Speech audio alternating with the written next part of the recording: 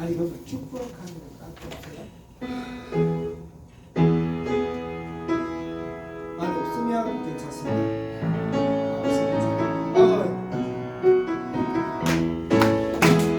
축복합니다. 주님의 이름으로 축복합니다. 축복합니다. 여러분을 축복합니다. 이곳에 모인 주의 거룩한 자녀에게 주님의 힘과 주님의 사랑이 충만하게 넘치리. God bless you. God bless you. 축복합니다. 주님의 이름. 다시 한번 축복합니다. 축복합니다. 내 사랑을 구하는 주님의 이름으로 축복합니다. 주님의 사랑으로 이곳에 모인 주의 거룩한 자녀에게 주님의 기쁨과 주님의 사랑이 충만하게 넘치리.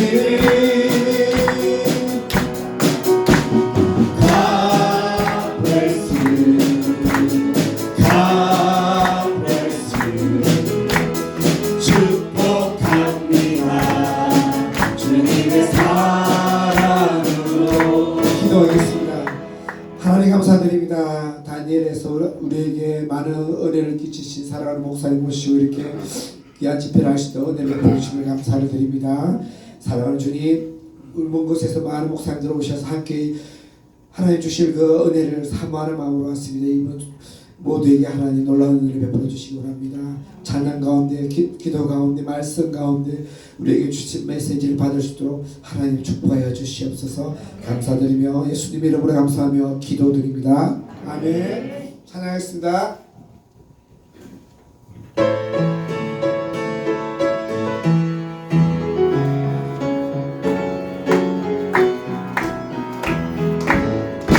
내가 어둠 속에서 헤맬 때에도 주님이 함께 계셔.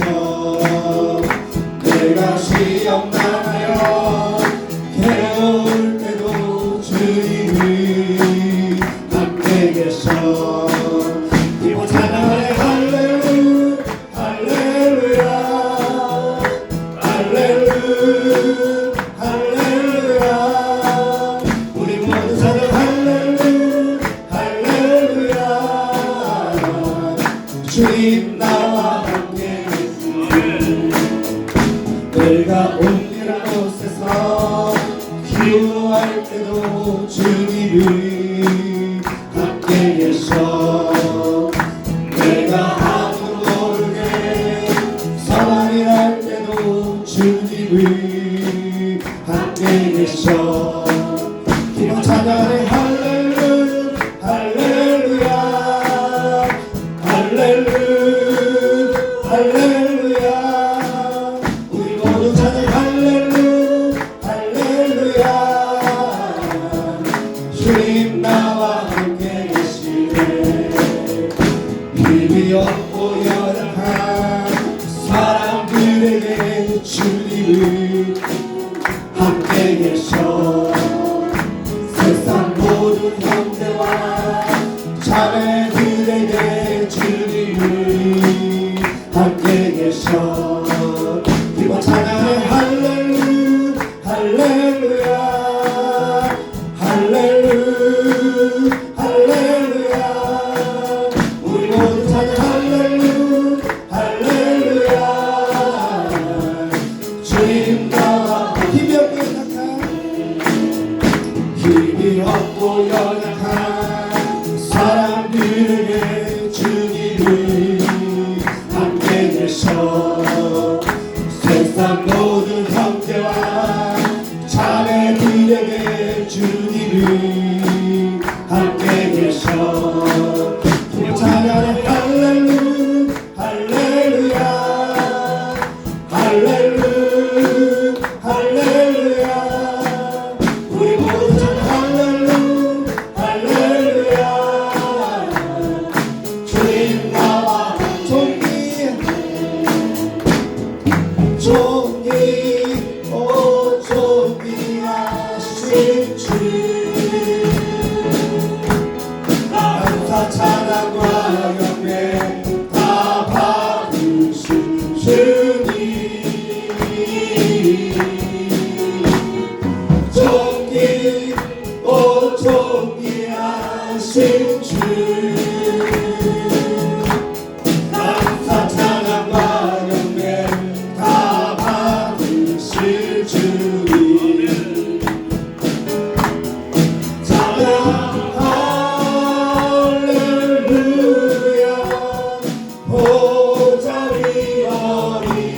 함께 우리 경배하며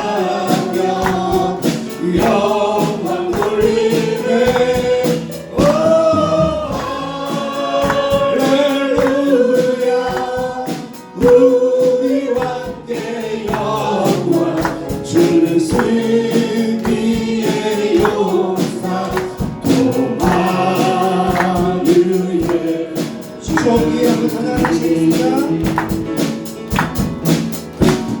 종기 오 종기 하신 주 감사 찬양과 영광 다 받으신 주님. 종기 오 종기 하신 주 감사 찬양과 영광 다 받으신 주님.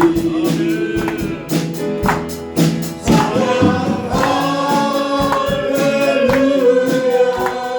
보살이 어린 양께 우리 경배하며 영광 돌리네. 오 할렐루야. 우리와 함께 영광 주는 승리의 용사 도마르의 주님. 하나님께 예배의 박수 올려드리겠습니다.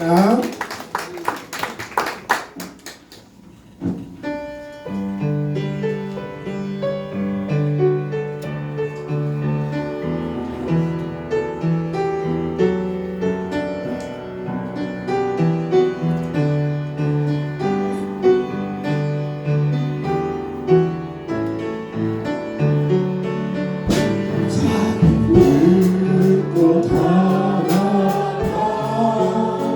큰 불을 일으키어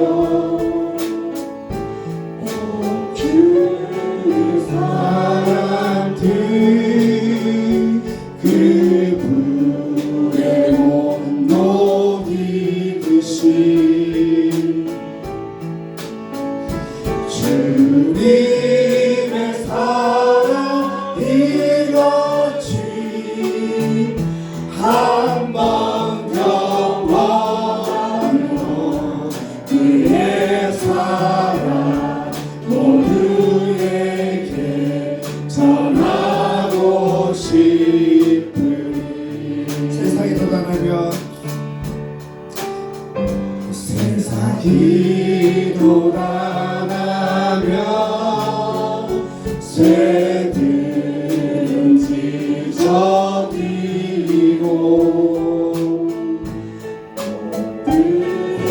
꽃들은 피어나 화창한 봄날이라네.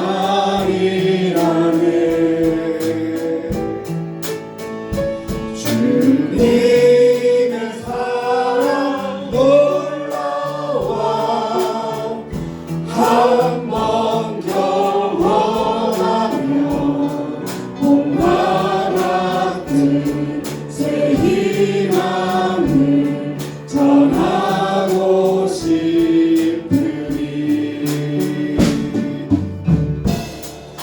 친구여 당신께 이 기쁨 전하고 싶소. 내 주는 당신의 의지할 구세주라오.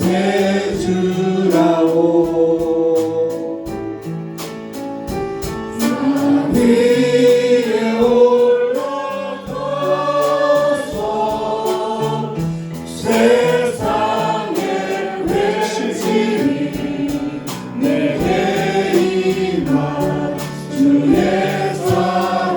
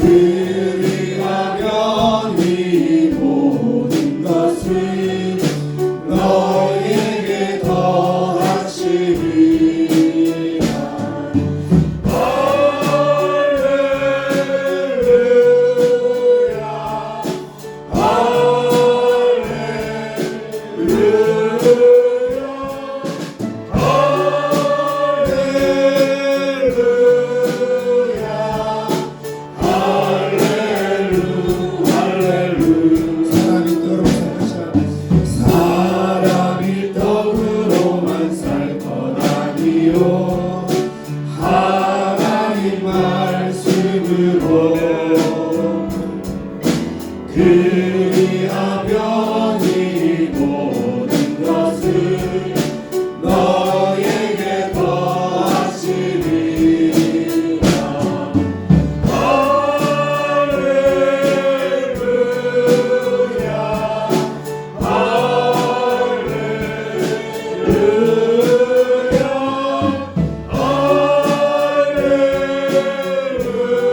할렐루야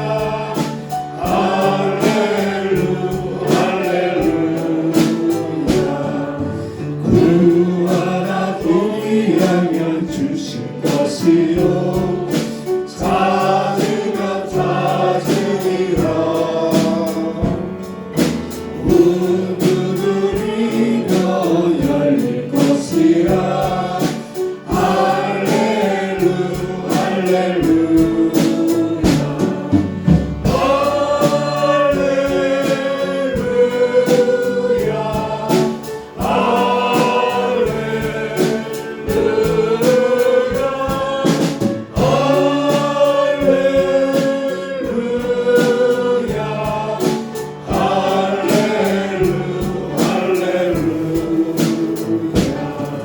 시험의 말씀 제가 지금 하나님의 상께 기도하겠습니다. 하나님 이 밤에 주님께서 사용하셔서 하나님 필요한 말씀을 우리에게 주셔서 우리가 도전을 받을 수 있도록 하기 기도하겠습니다.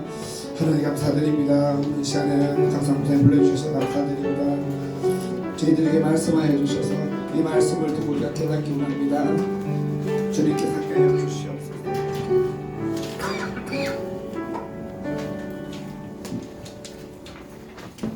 예, 우리 예배를 위해서 김화정 집사님 기도 인도하시겠습니다.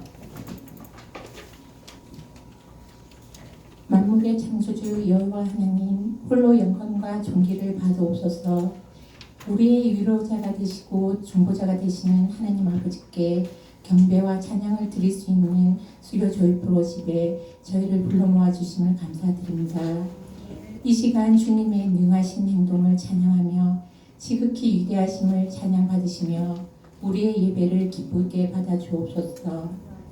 지난 3일 동안 우리의 삶 속에서 말과 행동으로 예수 그리스도의 증인된 삶을 살지 못하고 매 순간 우리의 현실과 상처로 애통해하며 분내며 스스로 죄의 종으로 살았음을 자복합니다. 이 시간 우리의 죄를 용서하여 주옵시고 예수님의 십자가 보혈로 정결케 하여 주옵소서. 이 시간 예배를 인도하심에 주님의 놀라운 회복의 역사가 있기를 기도합니다. 우리의 나약함과 부족함을 아시오니 어두운 세상 가운데 빛과 소금의 역할을 감당할 수 있는 능력을 채워주옵시고 가난한 심령에 성령님께서 한 영혼 한 영혼 붙잡아 주셔서 우리의 삶의 목적이 하나님을 경배하고 예배하며 하나님을 영화롭게 하는 것임을 알게 하옵소서. 주님의 머리 되신 교회를 위해서도 이 시간 간구합니다. 성도들의 가정과 믿지 않는 이웃들에게 끊임없이 복음을 증거하고 사랑을 나누는 교회가 되게 하옵소서. 질병으로 고통받고 영적으로 눌린 자들이 이 성전에 나와 주님을 영접하고 치유의 놀라운 역사를 경험하게 하옵소서. 사랑과 위로의 하나님, 이 땅에서 일어난 비극적인 사고로 사랑하는 이들을 잃은 가족들과 친구들을 기쁨 슬픔 가운데서 여호와는 마음이 상한 자를 가까이 하시고 충심으로 통회하는 자를 거하시는 도다. 시편 34장 18절의 말씀을 의지하여 상심한 이들의 마음을 어루만져 주시고 하늘의 위로를 부어 주옵소서. 돌아가신 분들의 영혼이 평안 가운데 안식하게 하시고 이 땅의 남은 가족들이 주님의 사랑과 은혜 안에서 다시 일어설 수 있도록 도와주옵소서. 끝으로 오늘 특별히 주님이 사랑하시는 종 정민교 목사님께서 말씀을 전해주실 때 성령 충만 은혜 충만 말씀을 전하시게 하옵시고 우리 모두가 옥토팟이 되어서 하나님 말씀에 아멘으로 하답하며 순종하게 하여 주옵소서. 정민골 목사님 단위에 세우신 때마다 맡겨진 사명 더욱더 잘 감당하게 하옵시며 하나님께 칭찬받는 큰 일꾼이 되게 하여 주옵시고 늘 건강과 평안을 허락해 주시고 기쁨으로 사역을 감당하게 하여 주옵소서. 오늘 예배의 모든 시간을 주님께 위탁드립니다. 한 영혼도 헛되이 돌아가지 않도록 성령님의 임재가 이 시간 가득하게 하여 주옵소서. 복되시고 참 소망 되시는 우리 주 예수 이름 받들어 기도드립니다.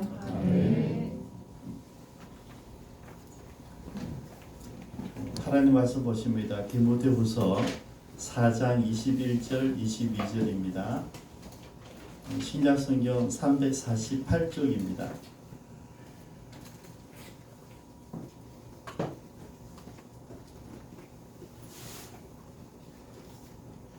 찾으셨으면 교독하십니다. 너는 겨울 전에 어서 오라. 어볼로와 부데와 라노가 글라우디아와 모든 형제가 다 내게 문안하느니라.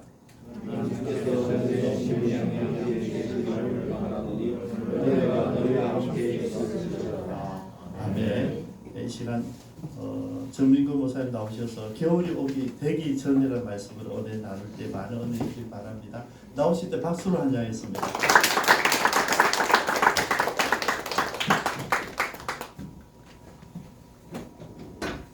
반갑습니다. 반갑습니다. 저도 남구 주민이거든요. 그래서 여기 자주 왔다 갔다 하는데 우리 기품전 교회가 어떤 교회인가? 왜냐면 저희 조카 이름이 예찬이에요. 외조카인데 저희 아내가 이름을 지어줬거든요. 근데 이제 지나가다 보니까 기품찬 교회가 있길래 야, 또 이게 특이하다 이름이. 그래서 썼어요. 그리고 제가 이제 AM 미니스트리에서 시각장애인 선교회를 하는데 그 전에 이름이 사랑찬 선교회였어요. 근데 사랑찬 선교 기쁨이 너무 좋은데 저 사랑찬 선교 이름을 쓰니까 한 이제 사역자 친구가 야, 너무 올드하다. 반찬 가게 같다. 이름 바꿔라 해서 이제 AM 미니스트리를 바꿨는데 근데 저는 참 좋던데. 그래서 기쁨찬 이름을 바꾸지 말걸. 사랑찬 선교 좋았었는데 근데 제가 이제 말씀 전하기 전에 잠깐 영상 하나를 보고요. 3분짜리인데 제가 이제 어떻게 사역을 하는지가 이게 아무래도 영상을 통해서 보셔야 좀 이해가 빨라서 잠깐 3분짜리 하나 잠깐 보시겠습니다. AM 미니스트리의 AL은요, 어바운딩 러브라 그래서 제가 2009년도부터 시각장애인 복음화를 위해서 이제 설립되어서 지금까지 사역을 해오고 있습니다. 시각장애인들의 이제 책을 읽을 때 어떻게 읽느냐고 물으면 다들 점자책을 많이들 연상을 하세요. 근데 이제 점자책은 우리가 보는 활자책처럼 이렇게 부피가 적지가 않습니다. 시각장애인들을 위한 시각장애인용 이북으로 만들어서 음성과 점자로 동시에 출력이 돼서 언제 어디서나 책을 읽을 수 있도록 그 대지 도서를 저희가 이제 만들려고 하는데 이 전자정보 단말기를 이용하면 음성으로도 책을 들을 수 있고 또 점자 음성에 따라서 또 점자도 움직이기 때문에 점자로도 또 책을 읽을 수 있는 모습을 제가 보여드리도록 하겠습니다.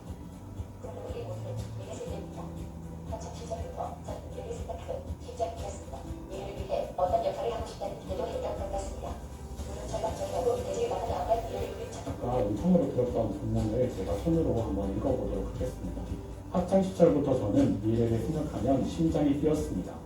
그래서 미래를 배경으로 하는 SF 영화, 소설, 만화에 푹 빠져 매일 소리도 써다 홈페이지 탐색하는 모습을 제가 잠깐 보여드리려고 합니다. 이상을 해드리니 온도 시작 기수 사건 판문의 메일 부속은 소개가 이사라 내비게이션 시작 1위 온도 시작 기수 421 부속은 소개가 마치 꿈을 꾸는 것 같다고 하시더라고요. 누구의 도움을 받지 않고 본인이 스스로 책을 읽으면서 그동안 목말라 있던 이런 부분들을 해결해 줄 수 있다고 말씀을 하시며 일반 교회에 시각장애인들이 이제 출석하는 경우가 제법 있거든요. 근데 이제 이런 책들이 만들어지면 비장애인 교회에서도 시각장애인 성도들이 갔을 때 얼마든지 양직하는데 이 책을 읽고 하나님을 만날 수 있는 좋은 전도의 대상이 되지 않을까라는 생각을 합니다. 안디옥에서 시작하는 바울의 전도 여행. 손으로 화살표를 따라가면서 바울의 여정을 상상해 봅니다. 애굽의 북쪽 고센 지역에 정착했던 이스라엘 민족이 홍해를 건너 가나안으로 들어가는 여정도 손가락의 감각으로 가늠해 볼 수 있습니다. 아브라함의 이동 경로, 여호수아의 가나안 정복과 지파별 지역 분할 등 구약 성서를 담아내는 26장의 지도와 신약 시대의 예루살렘, 로마 제국, 바울의 전도 여행 등 신약의 세계를 가늠할 수 있는 9장의 지도가 담겼습니다. 시각장애인하고 정한인이 함께 사용할 수 있도록 하기 위해서 이 점자 지도 위에다 목자 그림과 법례까지 다 얹었습니다. 나중에 돌아가셔서 옆에서 도와주시면 우리 목사님들이 좀 더 힘이 나지 않을까 생각이 됩니다.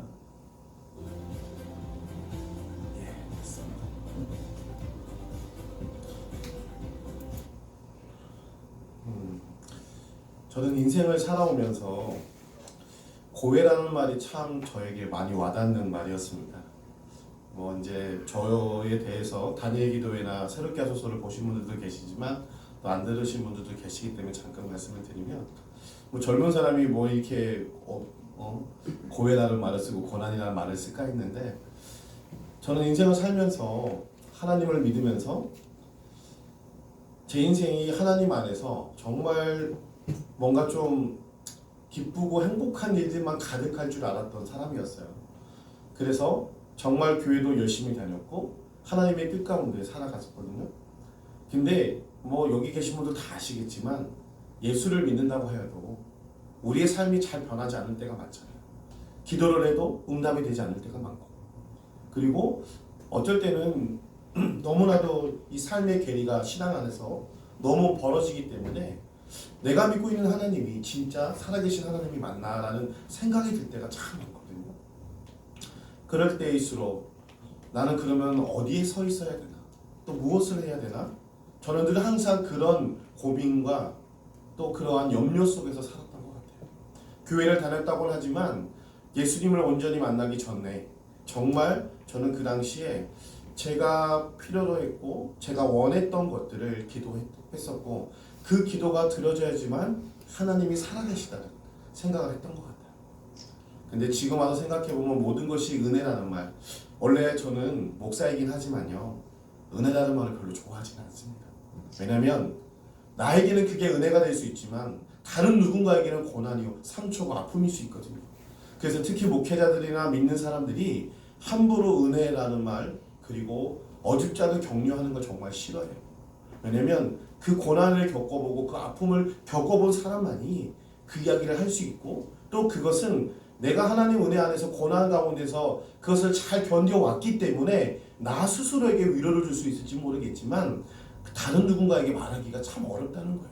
가면 갈수록 더 그런 것 같아요. 새해가 돼서 이제 목사님께서 저에게 이제 한번 와서 간증도 해주고 설교 좀 해주시라 했을 때 본문을 적을 때 뭘 적을까 고민해 보다가 이 겨울이라는 단어가 저에게 확 오는 겁니다. 왜냐하면 지금 겨울이잖아요, 계절상, 그죠? 우리나라도 지금 계절이 겨울이에요. 그리고 우리의 신앙의 인생들도 주님 오실 그날까지 계속 겨울을 걸어가야 돼요. 이런 상황 속에서 과연 우리는 어떻게 살아가야 될 것인가 에 대한 고민이 계속되고 있고, 앞으로 그렇게 살아가야 되기 때문에 오늘 함께 제 삶에 나온 이야기, 삶에서 하나님을 만난 이야기도 하면서 오늘 본문의 이야기도 함께 나눴으면 하는 생각이 들어서 이렇게 정해보았습니다. 여러분은 어떠세요? 예수 믿는 것이 행복하세요? 즐거우신가요? 정말이세요?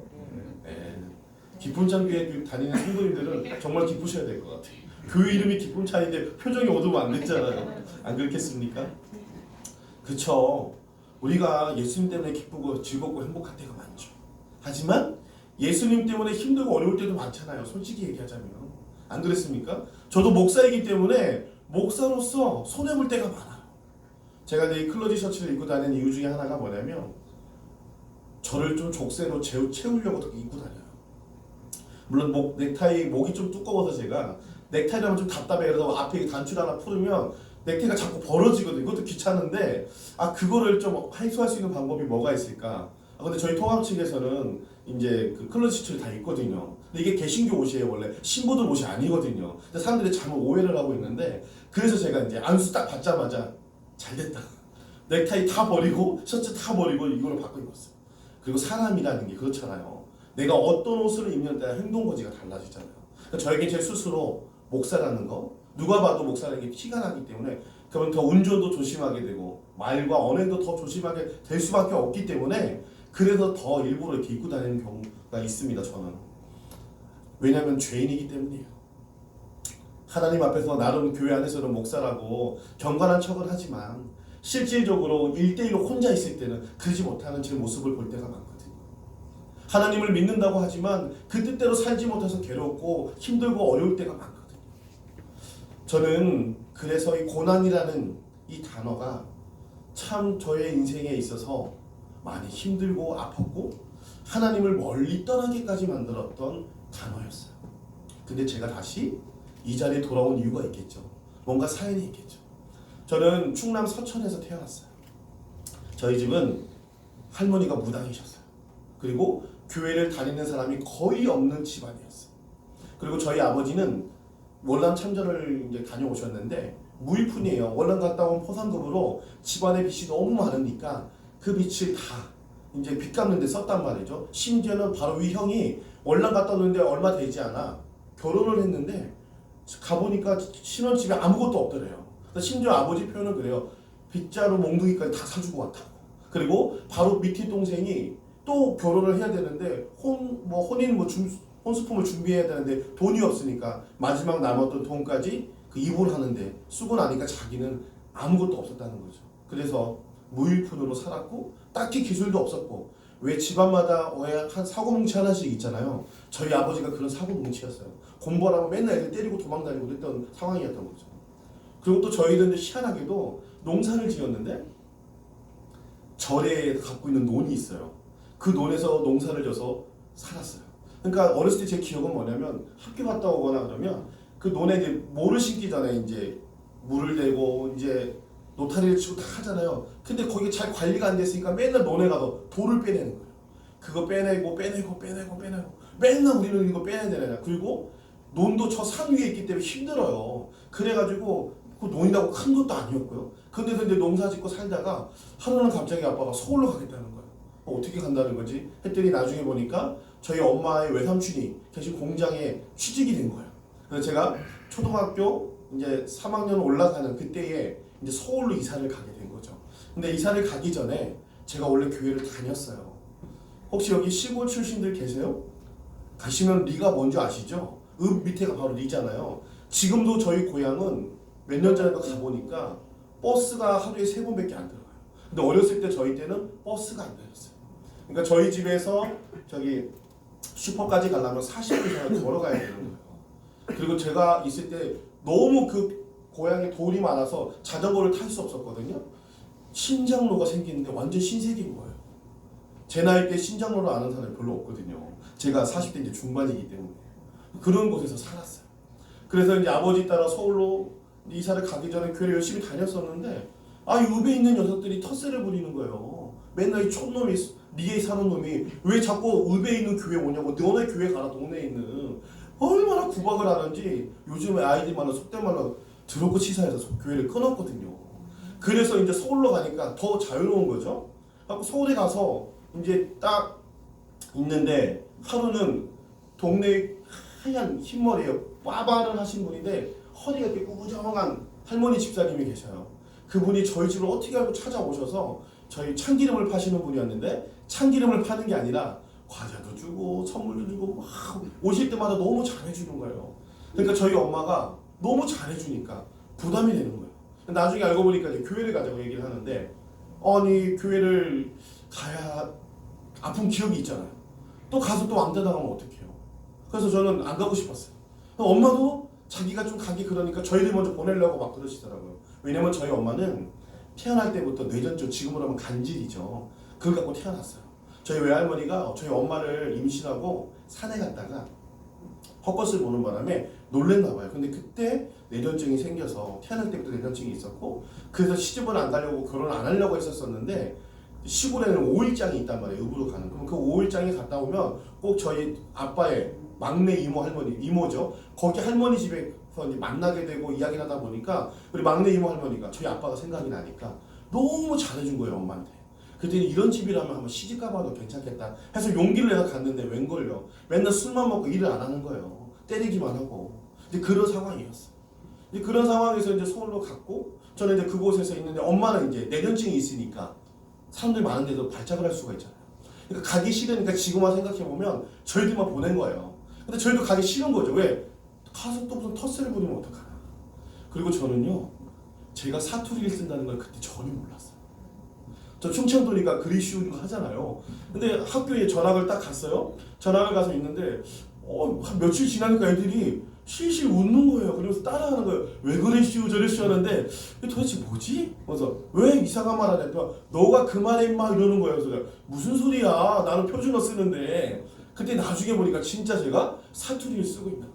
문화적 충격이 처음 왔어요. 그 당시에. 그리고 이제 교회를 다니기 시작을 했는데 그 할머니 권사님 집사님 때문에 어쩔 수 없이 교회를 갔죠.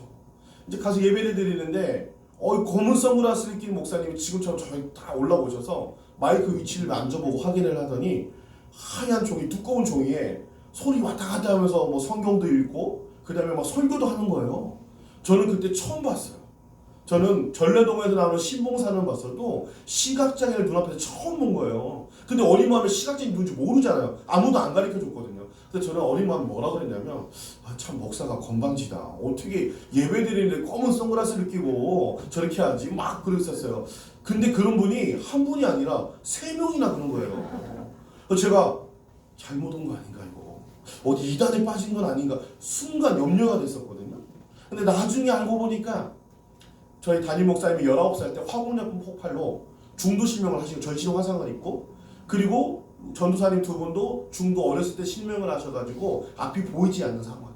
근데 그런 상황 속에서 예수님을 만난 거예요. 저희 특히 담임 목사님은 전신 화상으로 병원에 누워 있는데 두 눈 없고 한 손목이 없는 전도사님이 찾아오셔서 형제요 하면서 얘기를 하시대요. 그래서 우리 목사님 속으로 그랬대요.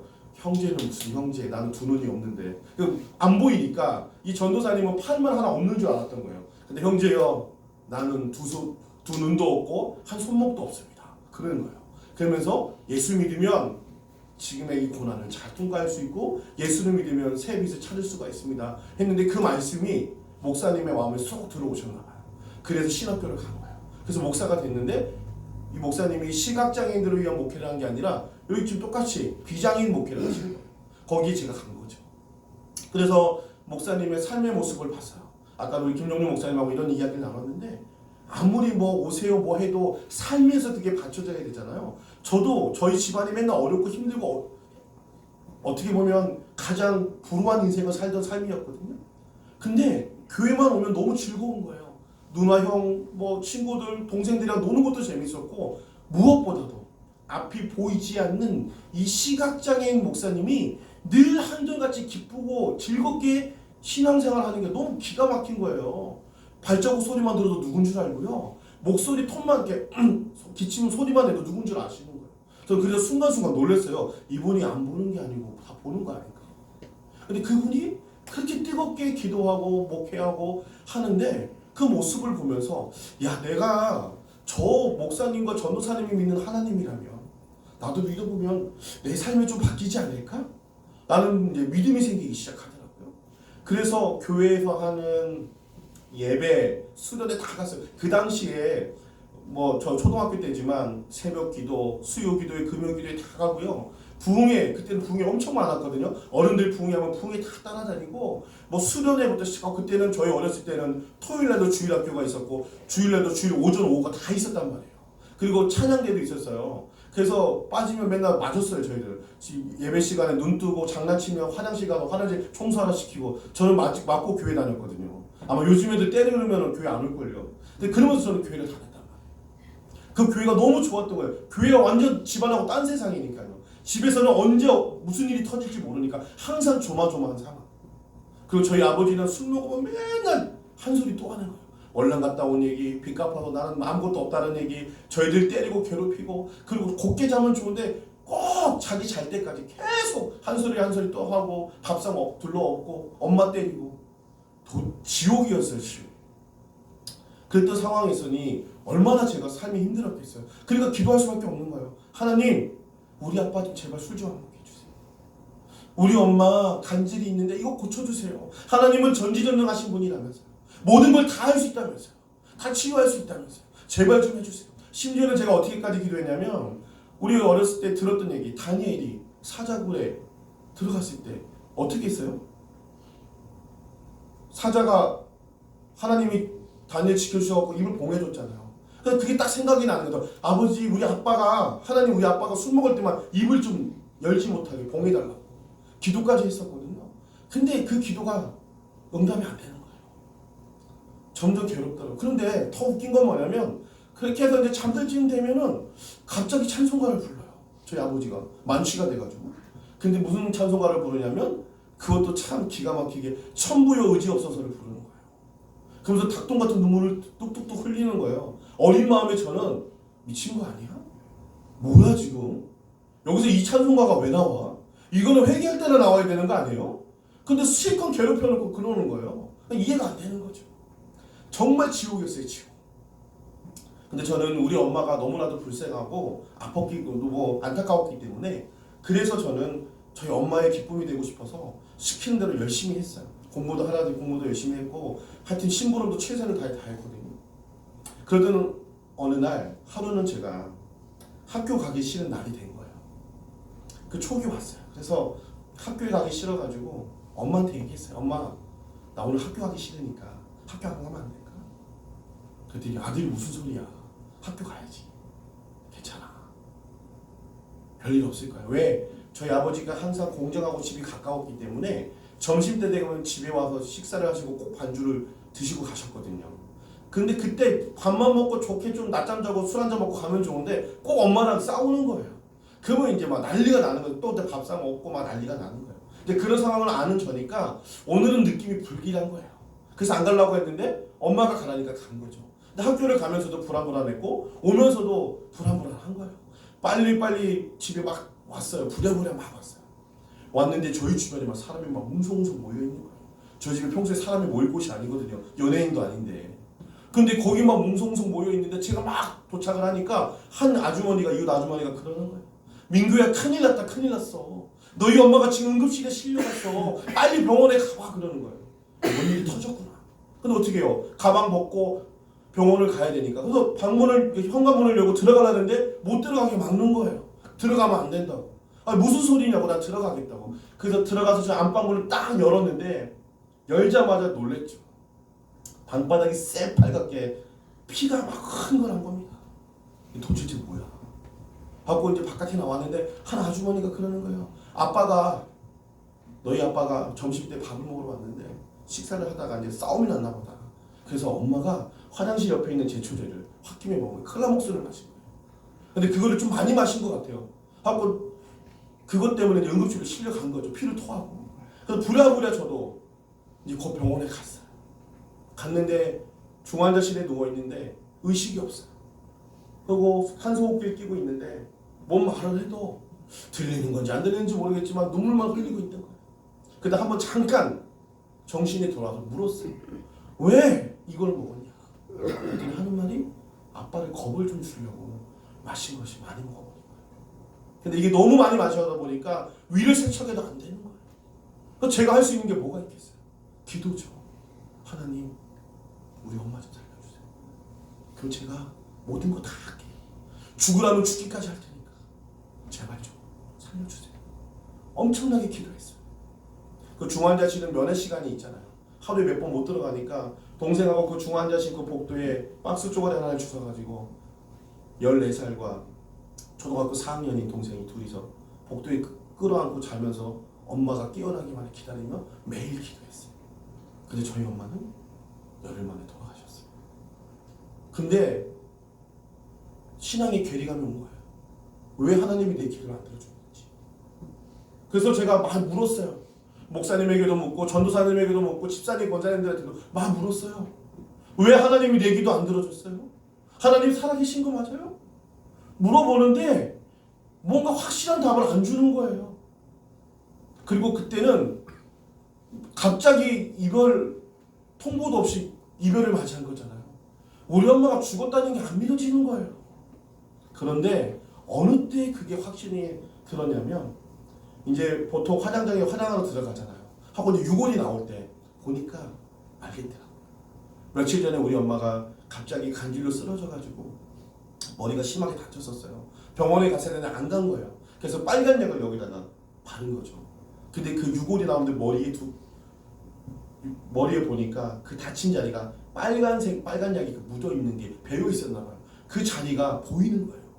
그걸 보자마자 제가 우리 엄마가 죽었구나. 참 비참하더라. 그러면서 제가 너무 화가 난 거예요. 아무리 그래도 그렇지 어떻게 우리를 버려두고 죽을 수가 있어. 너무 화가 난 거예요. 아무리 아빠랑 사는 게 힘들고 버거워도 나하고 동생이 있는데 왜 우리를 버려두고 간 거지? 너무 비참한 거예요. 그때부터 저희 형제와 아빠의 삶은 비참했어요. 참 이게 그렇더라고요. 저는 근데 늘 기도하는 게 하나 있어요. 뭐냐면 남자는요 여자보다 빨리 죽어야 돼요. 저희 아버지하고 저희 삼형제가 살아봤잖아요. 너무 비참해요. 남자 셋이 사니까요 살림도 안 되고 엉망진창인 거예요. 남자들은 혼자 못 살아요 솔직히. 여자는 혼자 살 수 있다고 하더라고요. 근데 남자는 여자가 없으면 안 돼요. 힘든 사람들이. 그래서 저는 항상 저희 장인어른한테도 아버님이 먼저 돌아가시더라고요. 눈이 땡그레지시더라고요. 근데 저는 그렇게 말을 해요. 그리고 이제 저희 그런 상황을 아니까 저희 모교회 교회 목사님이 분명히 남자 셋이 살면 답이 없거든요. 그러니까 저희한테 그러는 거예요. 너희 둘을 우리 교회에서 키워줄 테니까 너네들이 결정만 해라. 그러면 대학까지 다 보내주겠다는 거. 너무 좋잖아요. 아빠랑 있으면 뻔하거든요. 술 먹고 뭐 말도 안 되고 교육이면 뭐면 안 될 게 뻔히 아니까. 그래서 저는 기쁜 마음으로 아빠한테 갔죠. 그래서 교회가 이렇게 해준다는데 우리 교회가 살면 안 돼요. 난리가 난 거예요. 왜냐면 엄마가 이렇게 죽게 된 원인이 아버지이기 때문에 모든 화살이 본인한테 왔었거든요. 그러니까 거기서 살 수가 없는 거예요. 그래서 결론을 내린 게 혼자 우리를 데리고 고향으로 내려가려고 했던 거였거든요. 그런데 어떡하겠어요. 제가 막 기쁜 마음 막 얘기를 했더니 너희들이 같이 안 가면 나는 죽는다, 막 안 된다, 막 그러는 거예요. 그래서 너희들이 염려하는 것처럼 술도 안 먹고 너희들 양육도 잘 시키고 아빠로서 잘할 테니까 같이 가자는 거예요. 근데 제가 그 말을 믿겠냐고요. 십몇 년을 봐왔는데. 근데 또 안 가면 만약에 아빠가 죽으면 저는 아빠를 간접살인한 사람이 되는 거죠. 미치고 괴로운 일이에요. 근데 어떡하겠어요. 그래서 갔어요. 갔는데 또 2년 만에 엄마는 14살에 돌아가셨거든요. 아빠는 그 뒤에 16살. 갑자기 그날도 학교 가기 싫은 날이었는데 뭐 아빠랑 사이도 별로 안 좋고 정말 싫었어요. 저는 저희 아빠가 빨리 죽었으면 했어요. 매일 기도했어요. 빨리 죽어버렸으면 좋겠다. 왜 우리 앞에 있어가지고 우리 인생을 이렇게 망치는지 모르겠어요. 근데 하루도 학교를 갔다가 집에 왔는데 방문을 열었는데 아무도 없어서 별일이 없는 줄 알았어요. 근데 갑자기 동네 아저씨 한 분이 부르는 거예요. 저를요. 민규야 빨리 나와봐라. 너희 아버지 쓰러졌다 막 그러는 거예요. 이건 또 무슨 소리야. 하고 밖에 나가보니까 니아가에 아저씨 동네 아저씨 3명이 저희 아버지를 싣고 온 거예요. 집으로. 근데 무의식 거죠. 불러도 대답도 없어요. 하고 방에 누워놓고 이거 큰일 난 거예요. 근데 16살에 할 수 있는 게 뭐가 있어요. 미성년자인데. 그래서 친척 아저씨에게 전화를 했죠. 저희 아버지 지금 의식도 없고 이런데 병원에 빨리 가야 되니까 좀 병원 좀 보내달라고, 앰뷸런스 좀 보내달라고 여러 번 전화를 했는데 전화를 받지 않을 뿐만 아니라 받았는데 돌아온 말은 네 아버지 죽게 됐다. 너는 네 아버지 깨어나면 평생 똥오줌 받아낼 수 있냐. 그리고 반신무수 될 건데 너희들이 책임질 수 있겠냐고. 아비로스 여태까지 한 것도 없는데 그냥 죽게 냈더라고. 물 한 모금도 떠주지 말라는 거야. 근데 진짜 사람을 시켜서 제가 물 한 모금을 떠주는지 안 떠주는지를 보게 한 거예요. 제가 진짜 사람이 아무것도 안 먹고 어떻게 사람이 말라 죽는지를 다 봤어요. 그리고 그것을 저와 장인사 아저씨 둘이 경험했어요. 정말 비참했어요. 근데 그때도 제가 기도했죠. 하나님, 엄마 때는 그렇다고 칠게요. 아버지는 좀 살려주셔야 되는 거 아닙니까? 아버지가 너무 증오스럽고 빨리 죽었으면 좋겠다 생각했는데 그 아버지마저 없으면 안 되니까 더 간절하게 기도하게 되더라고요. 그리고 아버지 장례를 치를 때 너무 비참하고 너무 서글퍼서 엄청 울었어요. 엄마 때랑 또 다른 느낌이더라고요. 그래서 이제 화장을 하고 오는데 기가 막힌 게 이거 낙골함에서 낙골당에 늘 줄 알았는데 오다 말고 갑자기 차를 세우더만 친척 아저씨가 데리고 낙골함을 들고 산으로 올라간 거예요. 저도 따라 올라갈 때 따라오지 말래요. 올라가더만 안 내려와요. 한참을. 그래서 분명히 낙골함을 갖고 올라갔거든요. 근데 없어요. 보니까 산에 아무 데나 뿌렸대요. 자신 찾지 말래요. 저는 그래서 저희 아버지, 저희 엄마 낙골함이 없어요.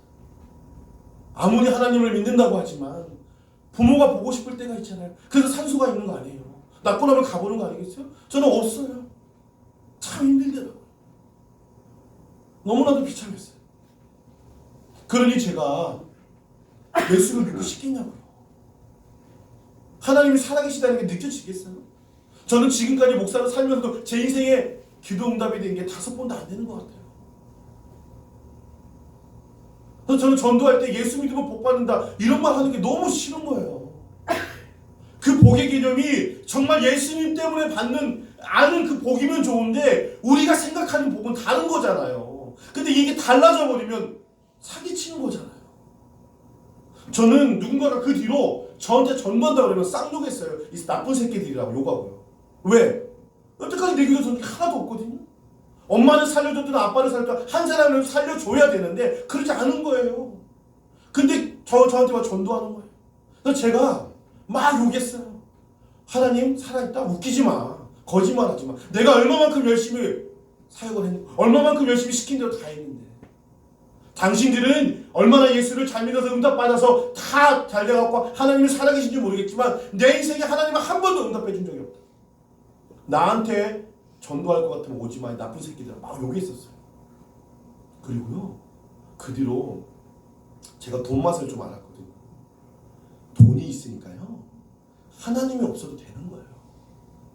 하나님 믿으면 오히려 괴롭고 힘들고 해야 될 건 되게 많아요. 근데 하나님 안 믿고 돈이 있으니까 사람들이 인정해주기 시작하는 거예요. 고아라고 무시하고 부모 없다고 무시하는 인간들이 저를 인정해주기 시작하는 거예요. 저희 친척들이 인정해주기 시작하는 거예요. 저는 저희 친척들도 거들떠보지도 않았어요. 옛날 어른들 말이 맞아요. 부모 형제가 죽으면 남보다도 못하다는 얘기. 저희 아버지, 어머니 쪽 형제들 저희 쳐다보지도 않고 연락도 안 했어요.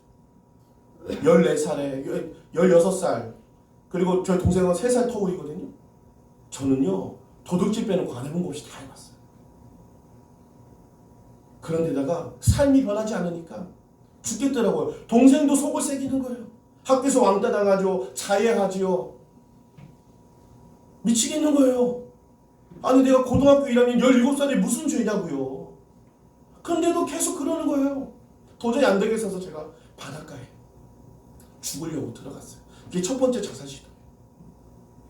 옷을 다 개놓고 동생이랑 서야 했기 때문에 민물 썰물이 있단 말이죠. 썰물 때 들어간 거예요. 물이 점점 들어오려고 그랬대. 그랬더니 막 동생이 잘못했다고 형 나 좀 살려달라고. 아니다. 우리 인생은 태어나지 말아야 될 인생이야. 죽었어야 돼. 안 태어났으면 더 좋을 인생이었는데 못 볼 거 다 봤어. 하나님도 없고 아무도 없어. 그냥 우리 죽자.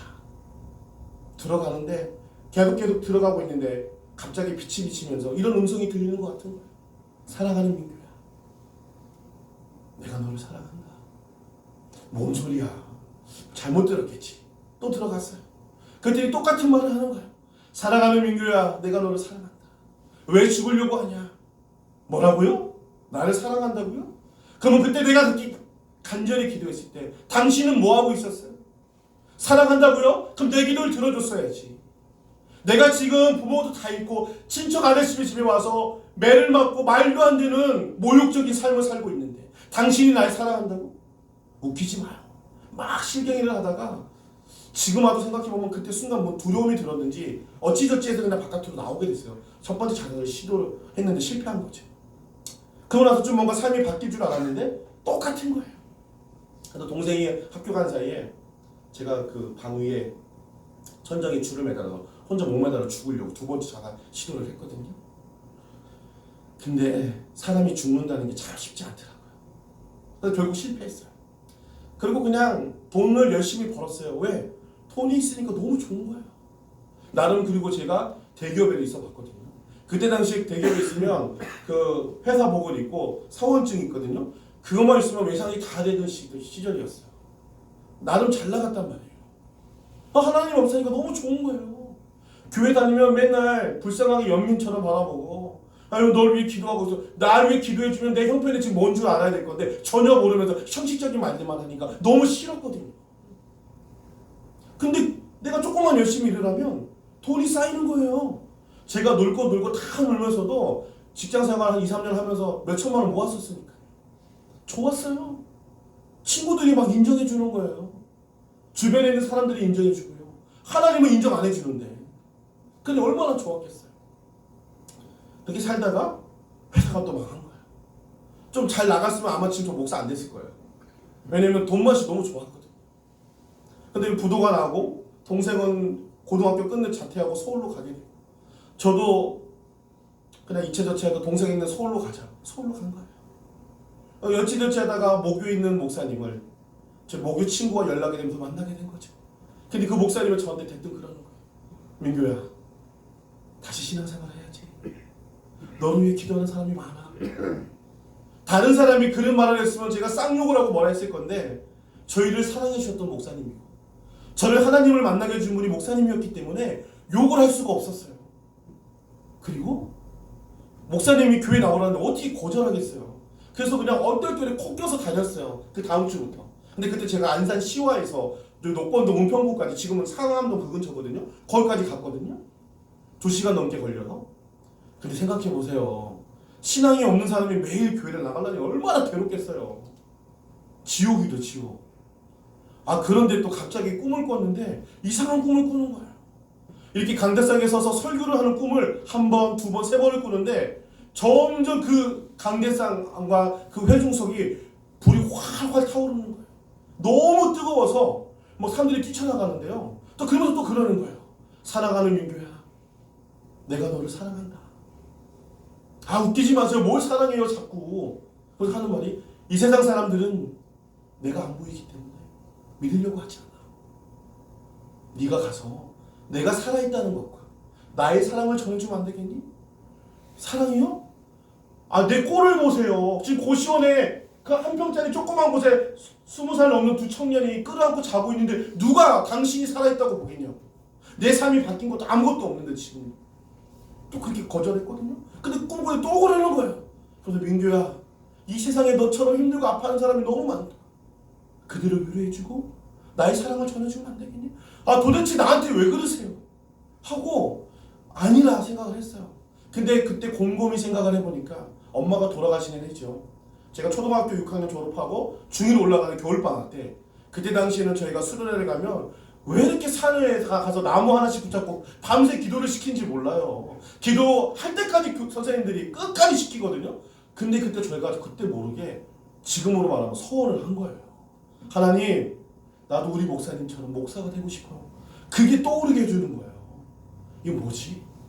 그래서 제가 고민하다가, 저는 침례교회도 자랐거든요. 안수목사가 장로란 말이에요. 그래서 제가 교회 형한테 그랬어요. 형, 내가 이런 꿈을 꿨어. 근데 이게 목사가 되라는 꿈인지 아닌지 잘 모르겠어. 했더니 그 형이 그러는, 야야, 개꿈이야, 개꿈. 야, 목사 아무나 되냐? 목사 많아. 너는 안수 집사가 돼서 목사님 눈이 되어지면 돼. 그러면 돼. 저는 그렇게만 생각을 했던 거죠. 근데 마음 한구석에 계속 이게 남아있는 거예요. 그러니까 자꾸 찜찜하잖아요. 그래서 뭐라고 그랬냐면, 하나님, 우리 목사님 입에서 신학교 가라고 하면 하나님 뜻인 줄 알겠습니다 하고 기도를 하기 시작을 했어요. 근데 1년이 지나고 2년이 지나고 3년이 지나도 아무런 말씀이 없는 거예요. 근데 시간이 좀 더 흘러서 제가 이제 아동부 교사였는데 홍천으로 그 당시에 여름성경학교 갔는데 그때 목사님이 강사로 오셨단 말이에요. 앞에 안 보니까 제가 이제 안대자로 같이 생활도 하고 다 했어요. 하루는 비가 추적추적 내리는데 같이 둘이 누워있는데 그러시는 거예요. 민규야, 야, 너 목회하면 잘할 것 같은데 신학할 마음 없냐? 딱 그러시는 거예요. 기도는 좀 하고 있는데 잘 모르겠습니다 하고는 둘러댔죠. 그러고 나서 한참 또 지났어요. 또 1년 지나고 2년이 지났어요. 근데 이번에는 이제 수요 예배 시간이에요. 이때였어요. 거의 설교를 다 마칠 때쯤 돼서 목사님이, 민규 형제 왔어요? 하길래 예, 왔습니다. 신학교 가려고 준비 안 하고 있나? 또 묻는 거예요. 그래서 제가 기도하고 있습니다. 그렇게 하고서, 왜냐면 신학을 하려면 직장생활을 할 수가 없잖아요. 저희 동생은 그 당시에 희귀고머리처럼 은둔형이었어요. 갑자기 부모님을 잃고 난 뒤로 외상 스트레스 증후군이 있다 보니까 관계도 안 되고 아무것도 안 되는 거예요. 그러니까 제가 먹고 살아야지만 되는 상황이었기 때문에 신학교를 갈 형편이 도저히 되지 않았어요. 그리고 신학교에 간다고 저는 교회에서 좀 도와줄 줄 알았는데 아무것도 안 도와줬거든요. 뭐지? 하면서 그랬는데, 그러니 삶이 더 어려운 거죠. 그런데 도저히 안 되겠어요. 가긴 가야 되겠고. 근데 마지막에 우리 목사님이 하도 안 가서 그런지 모르겠는데 주일날 11시 대회에 맞아 광고 시간인데 갑자기 저를 이렇게 세우는 겁니다. 그랬더니만은 민규 형제가 여러분 다 아시죠? 삶은 다 아시죠?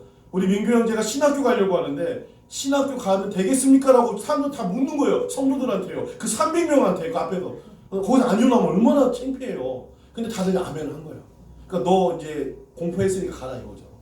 그래서 낮에는 제가 그 당시에 일을 하고 밤에 야간 신학교를 다녔어요. 그래서 저는 신학교를 좀 다니면 삶이 좀 바뀔 줄 알았어요. 근데 삶이 안 바뀌는 거예요. 다람쥐 쳇바퀴처럼 똑같아요. 내 친구들은 공부도 겁나 못하는 것 같은데 부모들이 막 밀어주니까 유학도 가고 뭐 하던데 저는 그때 공부 좀 했거든요. 근데 받쳐주는 사람이 없으니까 할 수 있는 게 아무것도 없는 거예요. 신학교를 가도 힘든 거예요. 하루 종일 일하고 그땐 제가 보험에서 인바운드로 고객님 하면서 보험 팔던 사람이었거든요. 그리고 진 다 빼고 신학교 가서 밤에 늦게 공부하려니 공부가 되겠냐고요. 안 되죠. 힘들기도 계속 힘들고. 근데 그때 제 마음에 마지막 3번째 자살이 시도를 하게 됩니다. 아무리 해도 안 되는 거예요. 나는 안 되는 인간이다 생각을 했어요. 그래서 마지막에 어떻게 죽으려고 했냐면 충무로 4호선인데 충무로역인데 지하철이 들어올 때 삐비비비비 하면서 무순행 열차가 들어옵니다. 한 발 뒤로 물러나십시오. 안내방송이 나온단 말이에요. 그때 제가 머리를 집어넣으면 죽겠구나 하고 결심을 하고 진짜 삐비비비비 들어올 때 머리를 팍 집어넣었거든요. 전 죽은 줄 알았어요. 근데 그 순간에 저를 누가 확 뒤에서 잡아 당겼어요. 제가 당긴 게 아니거든요. 근데 뒤를 돌아봤는데 아무도 없는 거예요. 환승역이니까 얼마나 바쁘겠어요. 다 제가 게 바쁘지 제가 죽으려고 했는지도 관심 없더라고요. 근데 그때 제가 죽음을 직면하게 됩니다. 기독교에서 말하는 죽음. 예전에 수학 공식처럼 목사님께서 그렇게 말씀하셨어요. 예수님이 나를 위해 죽으셨어. 우리는 죽을 죄인입니다. 이거를 저는 수학 공식처럼만 알고 있었던 거지 제 삶에서 철저하게 내가 죽을 죄인인지 몰랐던 거예요. 제가 청소년 청년 집회를 많이 다녀봤거든요. 어른들한테도 물어봤어요. 당신이 어떤 상태입니까? 라고 물어보면 뭐라고 하냐면 다 죄의 현상 갖고만 얘기해요. 그리스도인답지 살지 못했습니다. 내가 누구를 미워했습니다. 누구에게 정직하지 못. 그거는 죄의 현상이잖아요. 성경에서 말하는 죄가 뭡니까? 내 인생의 주인이 내가 아니다 하나님인데 그 하나님의 자리를 내가 주인이 돼서 내 마음대로 하려는 게 죄잖아요. 제가 죽음을 직면하고 보니까 제가 그런 사람이었던 거예요. 내가 정말 죽어야 될 죄인. 그 죄인이었던 내가 그냥 형식적으로만 예수를 믿고 살았던 거예요. 그러니 부활의 신앙이 있었겠어요? 없었겠죠. 제 인생에 있어서 제일 싫었던 성경 구절 말씀이 뭔지 아세요? 데살로니가전서 5장에 나오는 항상 기뻐해라, 쉬지 말고 기도해라, 범사에 감사해라. 아니 기쁠 게 없고 감사할 게 없는데 뭘 기뻐하냐고요. 제일 싫은 성경 구절이었어요. 암송조차 하기 싫었어요. 하나님의 뜻 웃기시네. 그랬단 말이에요. 그랬던 제가 죽음을 직면하고 보니까 내가 어떤 상태인지를 알게 됐고요. 인간에게 가장 두려운 게 뭡니까? 죽음이잖아요. 그 죽음을 내가 예수 그리스도를 믿으면 그 주님이 나와 함께 하심으로 인해서 내가 죽음을 이기는 거잖아요. 근데 그걸로 끝나는 것이 아니라 주님이 부활하셨잖아요. 그러면 우리가 어떻게 돼요? 우리도 죽음을 이기고 부활하는 거잖아요. 그럼 우리 죽음을 이길 수 있는 거잖아요. 순간 그 마음이 제 마음속에 쏙 들어온 거예요. 내 삶에 아무런 변화가 없어도 하나님이 나에게 응답해 주지 않으셔도 나를 지옥에 보내셔도 하나님은 하나님이시고 이 믿음이 들어오는 거예요. 그러니 내 삶에 아무런 변화가 없어도 하나님이 믿어지기 시작하는 거예요. 하나님이 부정이 안 되는 거예요. 내 삶이 시궁창이고 내 삶의 변화가 아무것도 없어도 하나님은 창세전부터 지금도 앞으로도 영원히 우리를 사랑하시고 창조주로서 하나님의 섭리 안에서 이 세상을 보존하고 다스리신다는 게 믿어지니까 내 삶의 문제가 아닌 거예요. 그런 믿음이 들어온 거예요. 그래서 그때 깨달았어요. 야, 기독교에 이 부활신앙이 뭔지 안 거예요. 그리고 나니 죽음을 이겼는데 내가 좀 남들보다 못 살면 어때? 좀 가난하면 어떨고 비참하면 어떠냐고요. 안 그렇습니까 여러분? 우리는 평생 이거 싸움하다 가는 거예요. 내 인생의 주인이 누구이냐? 하나님이냐? 나냐? 아니겠습니까? 교회 열심히 다닌다고 신앙생활 열심히 한다고 구원받는 게 아니잖아요. 정말 내 인생의 주인이 하나님이냐가 중요한 거죠. 하나님이 내 인생의 주인이면 선한 일을 할 수밖에 없어요. 하나님이 내 인생의 주인이면 봉사할 수밖에 없고 선교할 수밖에 없어요. 보여주기식이 아니라고요. 남들을 의식할 필요가 없죠. 하나님이 나를 보고 계시는데. 목회를 잘하든 못하든 뭐가 중요합니까? 저처럼 간판이 없는 공유교회를 하던 가진 거 아무것도 없어도 지금이라도 일상으로 교회가 나가면 다 길거리에 나앉아야 되는 목회를 하고 있는 사람이에요. 근데 저는 두렵지 않아요. 실패할 수 있겠죠. 하나님이 그만두라고 저는 손 들고 나올 거예요. 저는 빨리 은퇴하고 싶거든요. 그래서 대충 하려는 게 아니라 하나님이 하라 할 때까지만 하면 되는 거잖아요. 그래서 모세도 하나님이 여기까지, 넌 여기까지다. 우리는 항상 그것을 순종하고 가야 되는 사람들이거든요. 우리의 뜻을 관철려고 하는 것이 아니라 하나님이 여기까지만 너를 사용하겠다면 아멘. 아쉽지만 여기까지만 하겠습니다. 그게 하나님의 주권을 인정하는 거잖아요. 그러고 나니까 내 삶에 변화가 생기기 시작하는 거예요. 감사가 나오는 거예요. 왜 바울이 그렇게 말했는지 알겠더라고요. 그리고 그 다음에 제 삶의 과거, 어두웠던 그 과거를 다 돌아보니까요. 정말 하나님이 저와 함께하고 계셨어요. 제가 아플 때 같이 울고 계셨고 같이 있었어요. 엄청 회개했어요. 하나님 잘못했어요. 내가 내 앞에 있는 너무 큰 이 고통 때문에 하나님을 보지 못했어요. 이 문제 넘어 있는 하나님을 바라봐야 되는데 문제 때문에 위축해지고 작아지고 원망과 불평만 했어요. 여러분, 예수 믿는 사람은 안 믿는 사람과 뭐가 달라야 되는 줄 아세요?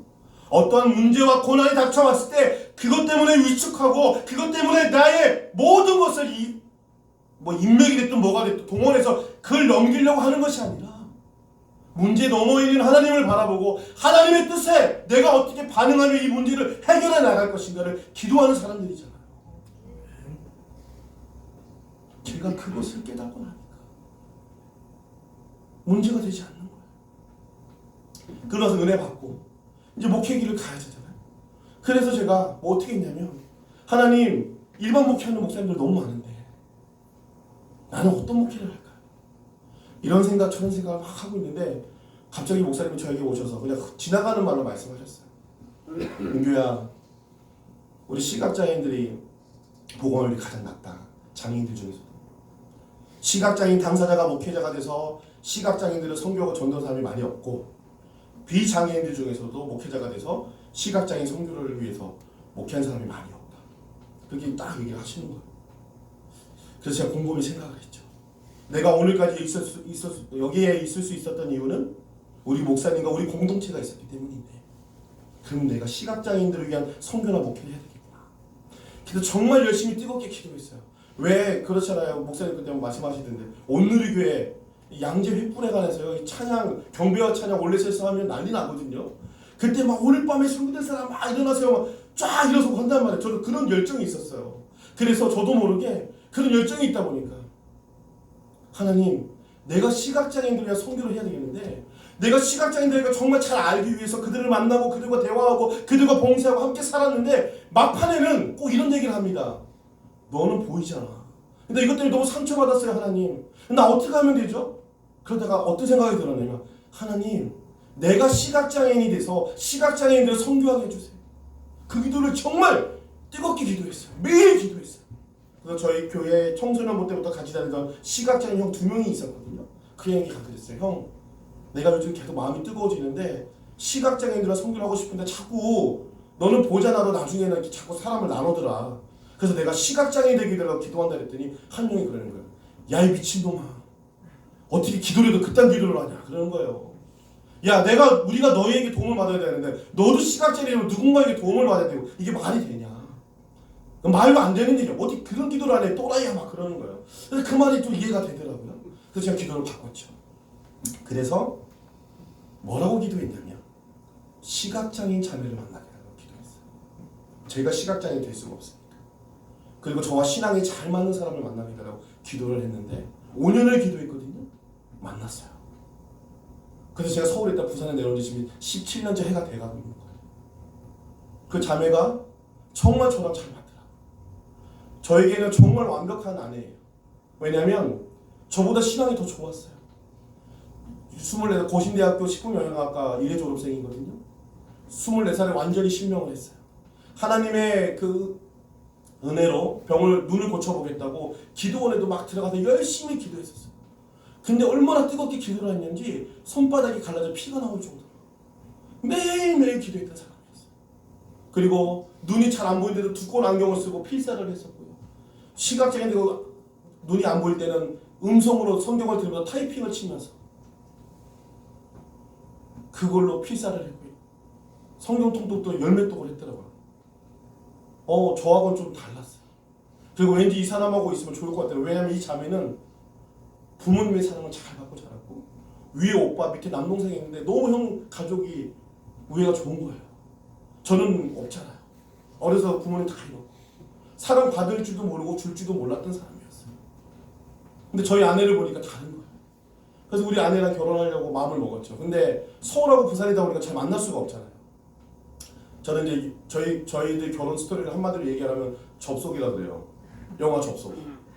저희 아내가 시각장애인 기독교 동호회에 있었는데 그 동호회 운영자이고 저는 회원이었어요. 저희 아내는 제 나이를 안 거예요. 저는 몰랐죠. 근데 여자들하고 통화를 해보면 목소리를 들어서는 나이를 가늠할 수가 없어요. 저는 저희 아내가 그렇게 나이가 많을 줄 꿈에도 몰랐거든요. 저는 끼케야 5살, 6살. 처음에 만나더니 막 신앙적 간증 얘기 쭉 하다가 시간이 흘러서 도저히 안 되겠다 마음을 먹고 딱 대시를 했더니 저희 아내가 거절하는 거예요. 형제님은 나보다 나이가 더 적다는 거죠. 자기가 너무 많아서 안 된대요. 에이 5살, 6살 아니냐 괜찮다. 그 정도는 충분히 내가 커버할 수 있다. 아니라는 거예요. 그럼 7살이냐 그것도 아니래. 나중에 알고 보니까 13살이 많다는 거예요. 놀랬죠. 목소리는 나랑 끼케야 한 3-4살 차이 날 것 같은데 그때는 얼굴도 안 봤을 때거든요. 근데 어떻게 해요? 이 사람 아니면 안 되겠는데. 그래서 이제 제가 저희 아내한테 우리 결혼하자 괜찮다. 저희 아내는 생각할 시간이 달라는 거예요. 두렵죠. 사지 멀쩡하고 자기는 실질 나이가 많잖아요. 과연 이게 될 수 있을까? 물론 신학생이긴 하지만 신학생이라고 다 온전한 건 아니잖아요. 계속 설득을 시켰어요. 당신 아니면 난 결혼 안 하겠다고. 그래서 어떻게든 아내를 설득시켰네요. 그런데 저는 이제 결혼할 여자가 생겨서 저희 담임 목사님께 막 결혼할 여자가 생겼다고 기쁜 마음을 딱 갔어요. 그때 저희 목사님 찬물을 끼얹는 거예요. 민규야 생각 잘해라. 본인도 시각장애인인데 사모님은 보는 분이거든요. 근데도 그러는 거예요. 그냥 도와주고 사는 거랑 함께 사는 건 차원이 다르다는 거예요. 잠깐 도와주고 안내해주는 건 할 수 있지만 한평생을 같이 사는 건 만만치 않다는 거죠. 그래서 제가 계속 설득했어요. 목사님 난 이 여자 아니면 결혼 못합니다. 저희 동생에게 가서 조심스럽게 말을 했죠. 형이 좋아하는 여자가 생겼고 결혼할 여자가 생겼는데 너 같으면 조금 놀랄 거야 하면서 이제 시각장애인이고 13살이 많아. 그랬더니 지일이 아닌지 그냥 형이 선택한 대로 형제니까 가능한 부모 같았으면 안 그랬을 건데 아주 쿨한 거예요. 그래서 근데 일단 우리 쪽은 오케이 해결이 됐어요. 그리고 나서 제가 이제 저 같으면 당연히 반대가 없을 줄 알았죠. 하고 딱 내려왔는데 저희 장인어른이 딱 보더만 그래 이게 신앙적으로는 내가 이해를 하겠어. 근데 이건 이성적으로 이해가 안 돼.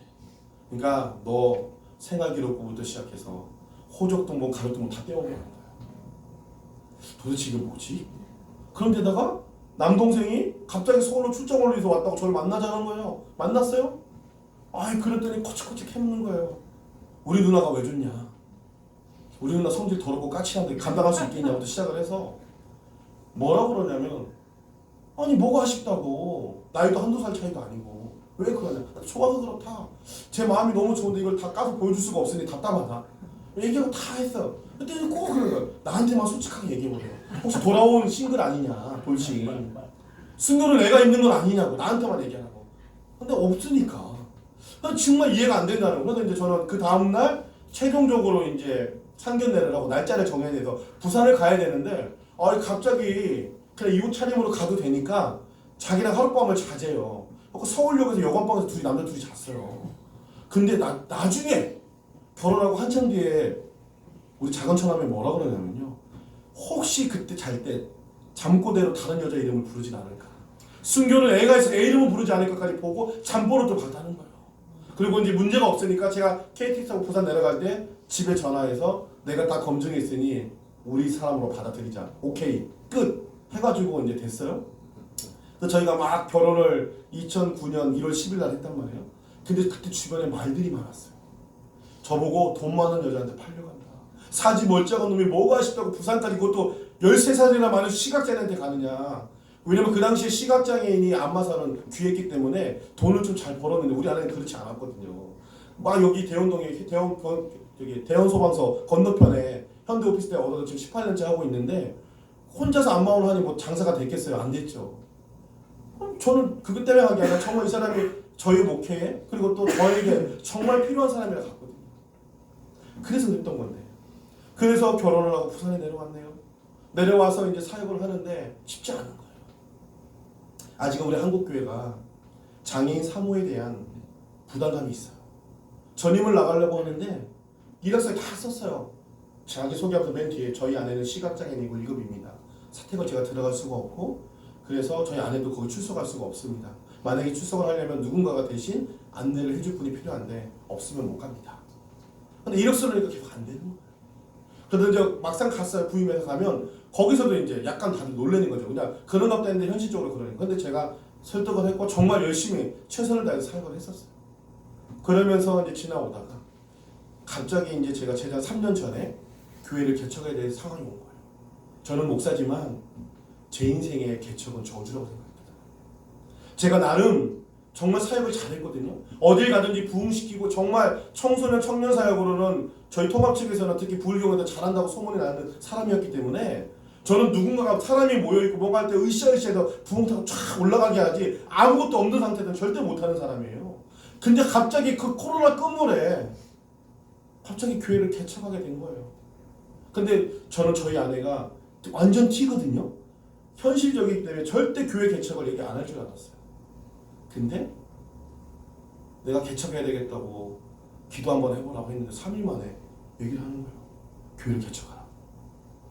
어? 제정신이야? 상상의 답이잖아요. 제가 어떻게 해서 마음이 변하기 전에 빨리 해야 되잖아요. 그래서 뭐 멤버도 없고 돈도 없지만 상가를 막 돌아다녔어요. 근데 안 줘요 교회라고. 비참한 거예요. 근데 아는 동생이 개척을 한다고 하니까 개척 비용을 가장 적게 들이고 갈 수 있는 개척을 해야 되는데 개척은 버티는 거니까 사람이 올 때까지 기다려야 되잖아요. 그러니까 저보고 싼 개척을 하라는데 뭐 할 수 있는 게 아무것도 없잖아요. 그래서 뭐 공유교회를 하라는데 공유교회가 어디 있어요? 없는데 그 당시에. 근데 고신측의 용도에 일상으로 교회가 고신측인데 그 교회가 예배당을 빌려주겠다는 거예요. 그래서 그 교회에 가서 그 목사님을 만났어요. 근데 딱 그 목사님이 들어오는데요. 후광이 너무 빛나는 거예요. 다른 개척교회 목사님은 맨날 우울하고 찌질하고 이분 아닌 거예요. 뭔가 있구나 아우라가. 하고 둘이 막 이런저런 얘기를 했어요. 서로 뭐 부교육자 생활하면서 힘들고 어려웠던 얘기만 하면서 두 남자가 두 번을 만났거든요. 둘이 펑펑 온 거예요. 그래서 내가 여기 교회에 오면 내 삶이 조금 개척하는데 덜 외롭겠구나 해서 2022년 1월 2일 날 힘요일교회를 일상으로 교회에서 개척을 했어요. 저는 지금도 교회 간판이 없어요. 공간도 없어요. 그래갖고 6개월 동안을 막 울면서 기도를 했어요. 그동안 제가 경험했던 사역 모든 경험이 아무 의미가 없는 거예요. 그거 누가 올지도 모르는데 제가 제일 듣기 싫었던 말이 뭐냐면 어떤 교회 할 거예요? 영도에서 왜 했어요? 미친 거 아니야? 막 이런 얘기들. 너무 괴로워. 어떤 교회 할지 내가 어떻게 알아요? 교회로는 있지만 어떤 회중이 오는 해에 따라 교회가 바뀌는 거 아니겠습니까? 아무리 목사가 화려하고 멋진 교회론이 있어도 성도들이 거기에 안 맞으면 못하는 거잖아요. 그래서 그냥 울기만 했어요. 근데 진짜 아무도 안 찾아오더라고요. 신열교회 얘기하면 뭐예요? 간판도 없는데 다들 그때 당시에는 코로나 때문에 신천지 이야기들이 많았잖아요. 복음방이 뭐 해가지고 말도 많고. 그러니까 우리도 그런 중에 하나로 생각을 하는 거예요. 간판도 아무것도 없으니까. 근데 그러면서 어떻게 해서 한 명, 두 명 오기 시작해서 한 4명이 모일 때쯤이었어요. 참 인생도 꼬여요. 근데 갑자기 아까 영상에 나왔던 저 전도사 같이 제자거든요. 제가 부산에 와서 부산명학교에 기독학생을 만들어서 처음 만났던 녀석인데 이 녀석이 이제 워낙 신앙적으로 열심히 해서 제가 목회를 하고 목사가 되라고 등 떠밀었는데 지도 응답받고 갔어요. 갔는데 시각장애인이 사역을 나가야 되는데 청빙을 해주는 데가 없는 거예요. 딱 제가 7개월 됐을 때 신대원 3학년 1학기를 마치고 얘 공부 되게 잘했거든요. 저희 통합적 교단의 기독 공부에도 인터뷰에 나섰어요. 학부 전체 기독교 교육학과에서 차석이 있고요. 전체 학부에서 4등을 했던 녀석. 시각장애 그 정도 공부를 하면 엄청난 거예요. 왜? 책이 없거든요. 그거 만드는데도 시간이 오래 걸려요. 그런데도 일반인들하고 당당하게 해가지고 4등을 하면 대단한 거잖아요. 신대원도 무시험으로 들어갔거든요. 근데 장애 때문에 안 되는 거예요, 청빙이. 그래서 저한테 전화가 온 거예요. 딱 7개월이 되다네. 신대원 3학년 1학기를 마치고 시간이 벌써 이렇게 됐네요. 네, 이렇게 됐는데 이제 빨리 끝나가요. 거의 끝나가쯤 되긴 돼요. 그래서 이렇게 됐는데 목사님, 제가 신학을 접어야 될 것 같습니다. 그러는 거예요. 저희는 원래 큰 그림이 있었어요. 아직 우리나라에서는 시각장애인이 뭐 단임 목회를 불러준 데가 많이 없기 때문에 저는 교수를 시키려고 했어요. 갖고 조직신학의 이런 교수가 되면 그래도 신학교에 가서 공부나 교수로서 가르칠 수가 있거든요. 근데 왜요? 코로나가 터졌잖아요. 교환학생 가고 싶은데 다 끊긴 거예요. 그런데다가 청빙을 하려고 해도 안 되고. 근데 이 녀석이 그만둔다니까 제가 등등으로 보냈잖아요. 저는 언젠가는 이 녀석을 다시 기성교회가 됐든 개척을 하든 안정이 되면 부르려고 했어요. 부교육자 하고 제가 좀 잘 옆에서 케어해서 키워서 목회자가 되게 하려고. 근데 성도 4명일 때 이 전화가 오니까 괴로운 거죠, 저는. 근데 어떻게 해요? 오라 그랬어요. 야, 사는데 거미줄 치겠냐? 우리 한번 해보자. 개척교회 처음 시작하는데 지금부터 너랑 나랑 그림을 잘 그리고 네가 내 후임자가 앞으로 될 거니까 힘요기를 한번 잘 키워보자. 그리고 전도도 한번 해보고 시각장애인 선교를 해서 뭘 할지 네가 시각장애인 강사자니까 같이 해보면 뭐가 답이 나오지 않겠냐. 근데 안 온다는 거예요. 지 입장에서 오고 싶지 않겠죠. 왜냐면 온들 뭐가 있어요. 사례비도 못 줄 것 같은데. 근데 제가 오라 그랬어요. 그래서 2022년 9월 25일에 저희 교회 부임을 했어요. 근데 그때 이제 성도들이 웅성웅성 된 거죠. 몇 명 되진 않지만 목사님이 부른다니까 부른 건 맞는데 불안했나 봐요. 하루를 밤에 한 성도가 찾아왔어요. 목사님, 우리가 지금 목사님 사례도 못 주고 이게 지금 아무것도 없는데 전도사님 데려오면 사례는 어떡할 거야? 목사님 아는 사람 많으니까 다른 교회 소개시켜주면 안 되겠냐? 제가 그랬어요. 저희 흰율교회의 평생 표하고 모토가 뭐냐면 교회가 성도를 책임지고 성도는 교회를 책임지는 교회거든요. 그래서 책임 있는 공동체예요. 제가 그랬어요. 만약에 우리 전도사님을 지금 여기서 우리가 딴 데로 보내면 우리 설립 정신하고 안 맞다. 그러면 당신들이 나중에 우리 교회가 평생 외치는 이 표어를 신뢰하겠냐? 나는 우리 전도사님이 사역자이기도 하지만 우리 교회 성도라고 난 생각한다. 그러니까 이 전도사님을 다른 데 보낼 생각 말고 네가 11조로 제대로 해라 그랬더니 표정이 똥 씹은 얼굴로 나가더라고요. 그래서 제가 그렇게 하고 이제 데리고 왔어요. 그래서 이제 앞으로 평생 목회를 해야 되잖아요. 군대 나가서 젊잖아요. 지금도 28살밖에 안 된단 말이에요. 앞으로 40년을 목회를 해야 되는데 너 목회할 책은 있냐? 설교 준비할 수 있는 양육책들을 맞냐? 주석은 있냐? 없다는 거예요. 그게 말이 돼? 야, 지금 이제 4차 혁명 시대니 AI나 그러는데 어떻게 없어? 그래도 어느 정도는 있겠지. 아예 없진 않겠지. 그래서 제가 국립장애인 도서관과 점자 도서관 39개가 있어요, 우리나라에. 검색을 했네요. 사이트에 들어가서. 근데 2022년 10월 말중 기준이죠. 구약의 성경 주석은 1곳, 그 다음에 신약은 20곳 미만, 양육교재는 거의 옛날 거, 다 2단 사이비로서밖에 없는 거예요. 기가 찬 거예요. 얘가 평생을 목회해야 되는데 지금 성도님들이 얼마나 배운 게 많고 여러 가지 정보를 많이 알잖아요. 목사가 그보다 뒤떨어지면 안 되잖아요. 책이 없다니까 기가 찬 거죠. 그래서 제가 기도했어요. 하나님, 우리 시각장애 선교해야 되는데 뭐 할까요? 그전에 제가 캠프도 여러 가지 해봤는데 잘 안 됐어요. 그리고 말들도 너무 많았고. 근데 코로나를 겪으면서 우리가 만날 수 없게 됐고 그 당시에 장애인들은 너무 힘들었어요. 교회를 못 오니까 시장도 많이 떨어지고. 지금도 우리나라에 시각장애인 교회들이 좀 있는데 다 99%가 미자립이에요. 아는데 몇 군데를 물어봤는데 코로나 때 반에 반토막 난 교회가 너무 많은 거예요. 성도들이 힘들고 어려운 상황이죠. 그리고 목회자들이 책이 없어서 전전 근거 옛날에 저작권법이 강하지 않을 때 돌아다니는 텍스트 갖고 그거 갖고 메고 쓰는 거예요. 그런데 뻔하죠. 그래서 우리가 도서관을 만들죠.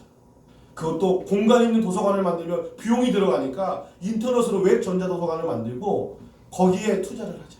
그리고 인터넷만 되면 어디서든 들어올 수 있으니 해외에서도 들어올 수 있을 거니까 그걸 하자. 근데 그걸 하려면 시각장애인들은 음성으로 웹서핑을 하거든요. 그럼 웹 접근성 홈페이지를 개발해서 만들어야 돼요. 근데 그게 돈이 많이 드는 거예요. 저는 한 500이면 될 줄 알았어요. 아는 사람하고 이야기를 해서 했는데 견적이 2천만 원이 나온 거예요. 기가 찬 거죠. 저는 기도할 때 하나님이 평안을 주셨거든요.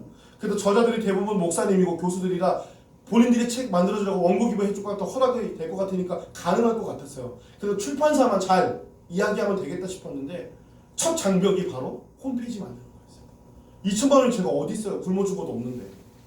하고 주변에 있던 목사님들이 저보고 페이스북에 글을 올려보라고. 에이, 저는 평생 남에게 뭐 도와달라는 말을 못하는 사람이거든요. 차라리 내가 굶어 죽으면 죽었지. 근데 그걸 올리라는 거야. 망설이다가 어쩔 수 없이 올렸어요. 그랬더니 시각장애인들이 지금 기독교 도서가 없어서 많이 힘들다, 목회자들과 성도들이. 근데 그걸 만들기 위해서 홈페이지가 필요한데 그 플랫폼 만드는 비용이 2천만 원이 듭니다. 여러분 아시지만 저는 개척교회 목사를 가진 게 없어요. 좀 도와주십시오 하고 글을 올렸어요. 그렇다고 막 저절하게 올리진 않고 그냥 이런 상황입니다 도와주세요 올렸는데 갑자기 통장에 돈이 꽂히기 시작하는 거예요. 하고 일주일 2주 만에 한 500만 원이 모였어요. 와 이건 되겠다. 근데 웬걸 2, 3주 또 멈추는 거예요. 돈이 안 모여야 되는 거예요. 아 이건 하나님이 하지 말라는 뜻인가 보다. 내가 응답을 잘못 받았는 것 같다. 얼른 나 이거 전화해서 다 돌려줘야지. 근데 그 뒤로 갑자기 돈이 또 모이기 시작하면서 2달 반 만에 2천만 원이 모인 거예요. 그래가지고 그걸로 홈페이지를 개발하고 제가 그때부터 서울과 부산을 처음에 다닐 때는 무명이고 아무것도 없잖아요. 일주일 동안 숙소를 잡고 출판사를 찾아다니면서 하루에도 7, 8군데, 9군데를 찾아다니면서 똑같은 말을 한 거예요. 시각장애인들이랑 기독교 도서가 없다. 원고 기부 좀 해라. 그럼 우리가 그 책을 갖고 음성과 점자가 나오는 책을 만들 수가 있다. 도와주십시오. 계속 그 얘기를 하고 다녔어요. 그러고 나서 숙소에 들어오면 막 펑펑 우는 거예요. 너무 긴장되고. 이 사람들은 나를 잘 모르니까 이 사람 사기치는 놈 아닌가. 목사라고 하지만 증명할 게 아무것도 없잖아요. 건물도 없대. 성도도 없대. 아무것도 없대. 근데 뭘 한다는 거야. 자꾸 이제 이런 눈빛이에요. 계속. 그 저보고 증명할 수 있는 게 있냐. 증명할 게 뭐 있어요 제가. 몸 하나밖에 없는데. 신뢰 아니겠냐. 수없이 많은 검증과 요구가 있었어요. 답답하더라고요. 그런 상황 속에서 홈페이지가 이제 만들어지면서 제가 이제 책이 길 가운데 걸어가면 책이 이제 세운복수에서 나왔는데 거기 장로님을 이제 아는 목사님 통해서 찾아간 거예요. 왜냐면 출판사 중에 그래도 유일하게 국내 저자가 많아요. 그러니까 예를 들면 한 달에 1년에 한 30몇 권을 내면 그 중에 20권 이상이 국내 저자거든요. 근데 국내 저자를 받기가 편하기 때문에 거기를 연결시켜서 갔는데 대뜸 저한테 그러는 거예요. 목사님의 사역의 뜻은 알겠고 의미는 알겠는데 이거 지속적으로 할 수 있냐? 계획이 있냐? 프로포즈를 써보라는 거예요. 근데 제가 뭐 정부에서 예산을 받을 것 같으면 프로포즈를 쓰겠지만 아니잖아요. 사회가 어떻게 프로포즈를 써서 해요? 뻥치는 것 같아서 안 되나 보다 생각을 하고 포기하고 집에 가려고 그랬는데 그때 이 장모님이 이제 먼 데서 왔으니까 식사라도 하고 가라고 해서 광장시장에 떡볶이 분식하는 데서 막 밥을 먹으면서 이야기를 하다 갑자기 이제 카페로 옮겼죠. 그래서 저한테 그러는 거예요. 목사님이 이 사역을 하려고 하는 그 배경이 뭡니까 도대체? 뭐 때문에 이걸 하려고 해서 제가 사람 얘기를 쭉 했어요. 잠깐 한 거죠. 그때 저보고 책을 쓰자는 거예요. 근데 솔직히 여기 앉아 계신 분들도 다 간증이 있잖아요. 간증책을 좀 잘 안 읽거든요. 뭐 간증책을 써요 부끄럽게. 간증 잘못하면 하나님보다 제 의가 드러날 수 있잖아요. 그래갖고 안 하려고 자꾸 우겼는데 쓰자는 거예요. 그래갖고 어쩔 수 없이 2023년 2월 중순에 계약서를 썼어요. 그리고 8월 31일까지 원고를 탈고해야 되는데 탈고가 안 되는 거예요. 14살에 갑자기 엄마가 죽었던 그 장면이 떠오르면서 글이 안 써지기 시작하는 거예요. 하나님의 은혜로 치유가 됐다고 생각했는데 조금 남아있었나 봐요. 근데 그 40대 나이 때 그때가 저희 엄마 나이대거든요. 그때는 원망이 있고 왜 그랬는지 이해가 안 됐지만 그 글을 쓸 때 그 엄마의 나이가 되니까 자식을 두고 가는 부모의 마음이 조금 이해가 되기 시작하는 거예요.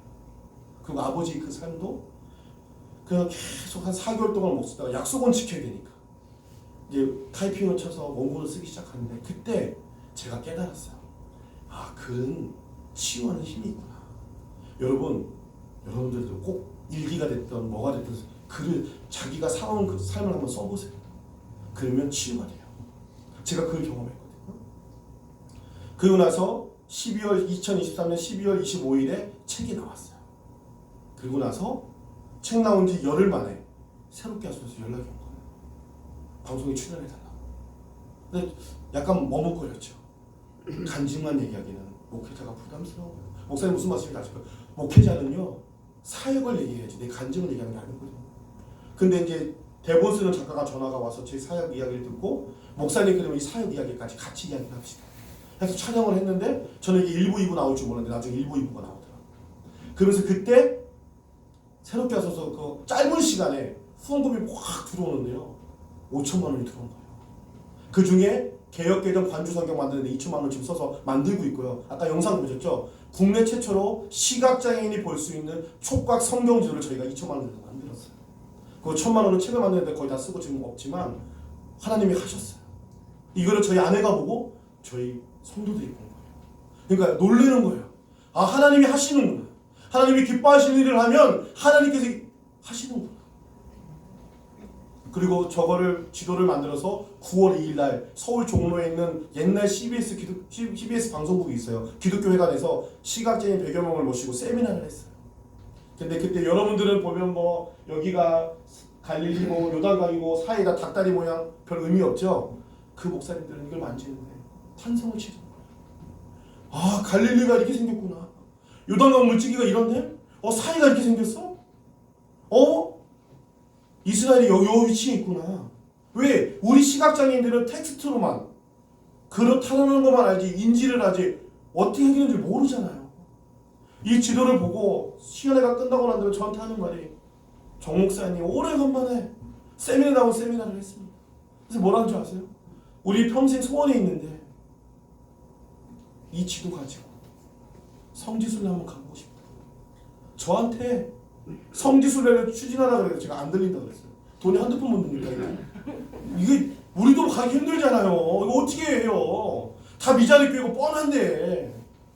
갖고 이제 견적을 받아봤어요. 근데 감사하게도 시각장애인 목사님들이 간다니까 좀 할인을 많이 해줬어요. 그래도 1인당 350이에요. 근데 시각장애인은 우리는 350만 원에 가면 되잖아요. 시각장애인 안내자가 필요하잖아요. 이 사람까지 만들면 700만 원이 들어가잖아요. 근데 이 양반들한테 700만 원을 다 만들어내려면 1년 안에 만들겠냐고요. 그래서 제가 그랬어요. 공짜는 안 됩니다. 그 대신에 본인이 200만 원, 안내자 200만 원, 400만 원 만들어내십시오. 그러면 제가 150만 원씩 지원하겠다. 무슨 배짱인지 모르지만 저도 모르게 약속을 한 거예요. 그리고 난 뒤로 지금 제가 갑자기 단위기도 섭외가 들어온 거예요. 근데 이때도 두려운 거예요. 간증만 하다 같으면 제가 정말 많이 망설였을 거예요. 근데 디렉터 목사님이 저한테 전화 오셔서 하는 말이 목사님의 삶도 참 힘들고 어렵게 살아오셨지 않습니까? 지금 다니기도 하는 성도들, 교회들이 너무 힘든 성도들이 많은데 목사님의 이야기 듣고 많이 위로받을 것 같아요. 근데 더 중요한 건 목사님이 살기 귀하지 않습니까? 시각장애인들이 왜 이리 살아가는 사람이 없는데 이번 계기를 통해 목사님의 살기 좀 알려줬으면 좋겠습니다. 그래도 사역 얘기를 하면 내가 나가야 되겠다. 고민하고 그래서 다니기도를 허락하고 나가게 된 거예요. 근데 지금 뭐 다니기도 나갔다 해서 제가 막 후원금이 확 새롭게 해서 들어오진 않더라고요. 근데 집회가 들어온다는데 아직까지는 뭐 이렇게 많이 들어오는 게 아니라 잘 모르겠는데 저는 근데 두렵지가 않은 거예요. 예전에는 하나님을 제대로 모르고 형식적으로 봤을 때는 저는 쫄보였어요. 누군가에게 뭐 도와달라는 말도 못하고 이런 일도 벌릴 수 없는 사람이에요. 저는 지금도 저희 도서관은 100% 정부 지원 받지 않고 후원받아서 책 만들어요. 왜냐하면 정부 지원을 받으면 특정 종교 책을 만들 수가 없고요. 그 다음에 실적 위주로 책을 만들어야 되니까 종교도서를 만들 수가 없어요. 그게 구조예요. 저는 그래서 이게 역차별이라고 봐요. 왜 종교는 안 되냐고요. 일반 도서는 되는데. 그런데다가 정부 지원을 받으면 2단 사이비 도서도 만들어줘야 돼요. 만약에 안 만들어주면 걸려요. 그래서 제가 목사의 양심상 제가 돈 뭐 얼마나 지원받겠다고 정부 지원만 책 만들어서 그 사람들이 2단으로 빠지면 평생 저는 한없이 뭐가 되겠어요. 그래서 내가 아무리 힘들어도 후원받아서 책 만들겠다. 그래서 제가 지금 뛰어다니고 있거든요. 근데 하나님이 일하기 시작하시더라고요. 조금씩 후원이 늘기 시작해요. 아직도 지금 멀었어요. 제가 성지순례 가려면 8천만 원을 펀딩해야 돼요. 제가 그 돈이 어디 있겠어요. 근데 배짱이 생겼어요. 하나님이 채우실 거예요. 왜냐하면 저는 솔직히 제 삶이었기 때문에 별로 이렇게 안 그랬는데 목사님도 그런 말 하셨지만 주변에서 그러는 거예요. 정 목사님을 보니까 하나님이 기뻐하시는 일을 하면 하나님이 일하신다는 게 보인다. 이것도 된다. 해봐라. 저보다 주변에서 더 날린 거예요. 제가 내가 신앙이 없나? 그래서 제가 새롭게 하소서 한번 나가고 난 다음에 부산에 있는 목사님들 몇 분 있는데 그분들이 친한데 다 새롭게 하소서 나간 거예요. 그래서 그분들과 함께 또 한번 나간 적이 있거든요. 근데 나가기 전에 저희 아내한테 그랬어요. 방송 효과는 얼마 안 되거든요. 새롭게 하소서가 나가고 한 3개월 지나자 일시후원도 쭉 끊기고 정기후원도 거의 다 끊겨갈 때에도 마음이 불안불안한 거예요. 한 달에 몇백만 원씩 돈이 들어가는데 어떻게 해야 되지? 근데 저희 아내가 그러는 거예요. 자기야, 하나님이 하시는 거 안 봤어? 봤잖아. 이렇게 목사가 믿음이 없어. 진짜 더럽게 믿음이 없네 이러는 거예요. 너 어이가 없는 거죠. 티인데 그걸 넘어선 거예요. 저희 성도들도 마찬가지고. 근데 저는 리더다 보니까 이상적인 것도 있지만 현실도 중요하잖아요. 잘 운영해야 되니까 두려운 거죠. 근데 지금까지 보면 하나님의 하신 일들이 기가 막혀요. 저는 한 게 아무것도 없어요. 그냥 이렇게 떠드는 것뿐이 없어요. 나머지는 하나님이 하시더라고요. 사랑하는 여러분, 오늘 본문에 보면 겨울이 나오잖아요. 바울도 겨울이 있었더라고요. 제가 성지 순례를 가려고 작년 11월 달에 말에 투르키예를 답사를 갔다 왔어요. 9년 전에 신학교에서 갔다 왔는데 그때는 보는 위주로 갔기 때문에 시각장애인 입장에서 한번 만져보거나 느껴보지 못하고 갔는데 이번에 가서는 보고 왔는데 다소를 들린 거예요. 근데 그 다소는 지금 사라지고 없어요. 아다나라는 이름을 이제 땅속에 묻혀버렸어요. 근데 그 당시에 그 다소는 바울이 있을 때 바울이 살았던 그 고향은 학문적으로 되게 뛰어났던 곳이었어요. 모든 학문들이 다 거기서 모였었고요. 바울이 텐트 메이커잖아요. 거기가 염소털로 직모를 짜서 지붕을 만들고 여러 가지 하는 그런 기술들이 가장 활발하게 됐던 곳이었고, 그러니 바울이 좋은 기술도 있었고 좋은 학문도 갖고 있었던 거죠. 그리고 그는 이방의 사도가 되었다. 유학도 갔다 왔어요. 그랬던 바울이 다소에 10년 동안 머물렀어요. 여러분 한번 생각해보세요. 여러분의 자녀들이 서울대학을 갔어. 좋은 과야. 근데 공부하고 왔는데 집에서 10년 동안 아무것도 안 하고 논다고 생각해보세요. 어떻게 했어요? 바울은 또 어떻게 했고요? 근데 바울은 그 인생의 10년이라는 겨울을 보냈고요. 더 아시는 것처럼 예수님을 만나고 아라바에서 3년 또 몇 개월 동안 겨울을 보냈잖아요. 그 겨울 동안 그는 뭐 했어요? 하나님과 친밀해졌고 하나님의 사도로, 이방의 사도로 철저하게 준비했단 말이에요. 여러분, 우리에게는 똑같이 겨울이 찾아와요. 지금도 찾아왔고요. 근데 그 겨울을 우리가 어떻게 보내느냐, 이게 중요한 거죠. 주님이 있으면 그 겨울이 아무리 춥고 시리고 어렵더라도 이길 수가 있어요. 오늘 21절에도 보면 여러 사람들이 이야기를 하지만 그 사람들이 다 누군지 몰라요. 우리가 다 읽지는 않지만 그 앞전에도 보면 예수님을 믿다가 세상으로 떠난 사람들의 이야기가 많아요. 주님이 없으면 겨울은 항상 외롭고 추워요. 힘들어요. 근데 주님이 있으면 그 겨울은 견딜만 하거든요. 사랑하는 여러분, 지금까지 잘 버텨오셨어요. 너무 감사하고 기뻐요. 각자의 자리에서 때로는 목사로, 선교사로, 집사로, 성도로, 권사로, 장로로 인생의 겨울은 계속 올 것이에요.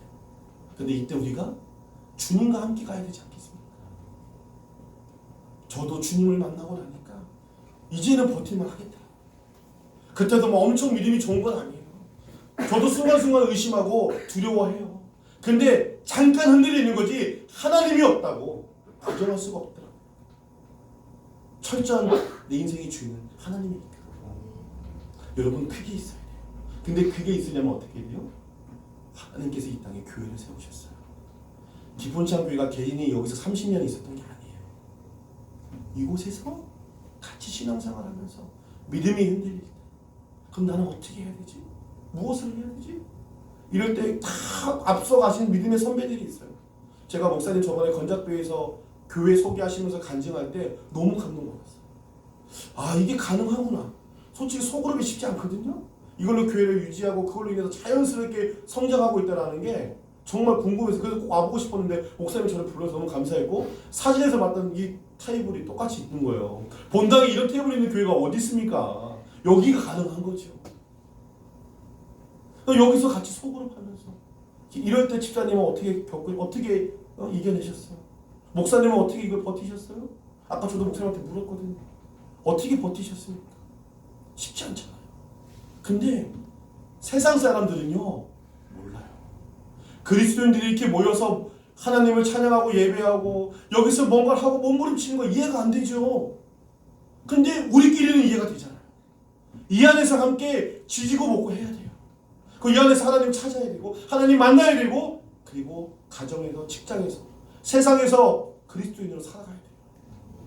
우리를 안전하게 우리의 신앙이 때로는 흔들리고 어리숙하고 미련할지라도 이게 맞다라는 것을 인정해주고 품어줄 수 있는 것은 교회밖에 없어요. 어린 민교가 죽으려고 했지만 다시 목사가 될 수 있었던 것은 가장 힘들고 어려울 때 저를 지지해주고 믿어줬던 교회가 있었고 목사님이 있었기 때문에 다시 돌아올 수 있었어요. 하나님 물론 소명 없었지만 눈에 보이지 않았잖아요. 근데 저는 우리 목사님 통해서 하나님을 봤어요. 그래서 다시 돌아올 수 있었어요. 여러분들 때문에 다시 사람들이 돌아와야 돼요. 주님과 함께 있으면 그 겨울은 견딜만 합니다. 근데 주님이 없는 겨울은 추워요. 그래서 그 겨울이 되기 전에 마음을 가다듬으시고 돌아오셔야 돼요. 나 혼자 힘든 게 아니더라고요. 다 힘들고 어렵고 아프더라고요. 안 그렇습니까 여러분? 제가 좋아하는 마지막 시 하나를 읽어드리고 마무리를 지어보려고 해요. 이혜인 수녀님의 겨울길을 간다라는 시인데요. 제가 이 참 시를 너무 좋아해요. 제가 한번 봉독해 드려보겠습니다. 겨울길에 간다. 봄, 여름 데리고 호화롭던 숲. 가을과 함께 서서히 옷을 벗으며 텅 빌 해질녘에 겨울이 오는 소리. 문득 창을 열면 흰눈 덮인 오솔길. 어둠은 더욱 깊고 아는이 하나 없다. 별 없는 겨울숲을 혼자서 가니 먼 길에 목마른 가난의 행복. 고운 별 하나 가슴에 겨울숲길을 간다. 사랑하는 여러분, 이혜인 수녀님은요, 수녀로서 인간적인 자신의 삶을 정직하게 겨울숲길을 간다라고 고백하고 있어요. 보통 사람들은 그러므로 그 겨울숲길은 홀로 가는 것이 불행하다고 얘기합니다. 근데 이혜인 수녀님은 뭐라 그래요? 놀랍게도 행복이라고 고백하고 있어요. 그 가난함 속에서도 행복이 있다고 아주 당당하게 주장하고 있다는 것이죠. 그 이유를 마지막 구절에 이렇게 근사하고 멋지게 표현을 했어요. 고운 별 하나 가슴에 얹고. 바로 그 고운 별이 누굽니까? 하나님이죠. 그 하나님이 계시기 때문에 외롭지 않은 거예요. 2025년 새해가 밝았어요. 아직도 사회적으로나 우리의 모든 삶은 겨울이에요. 주님이 있으면 괜찮은 겨울이 되고 주님이 없으면 계속 추운 겨울이 될 거예요.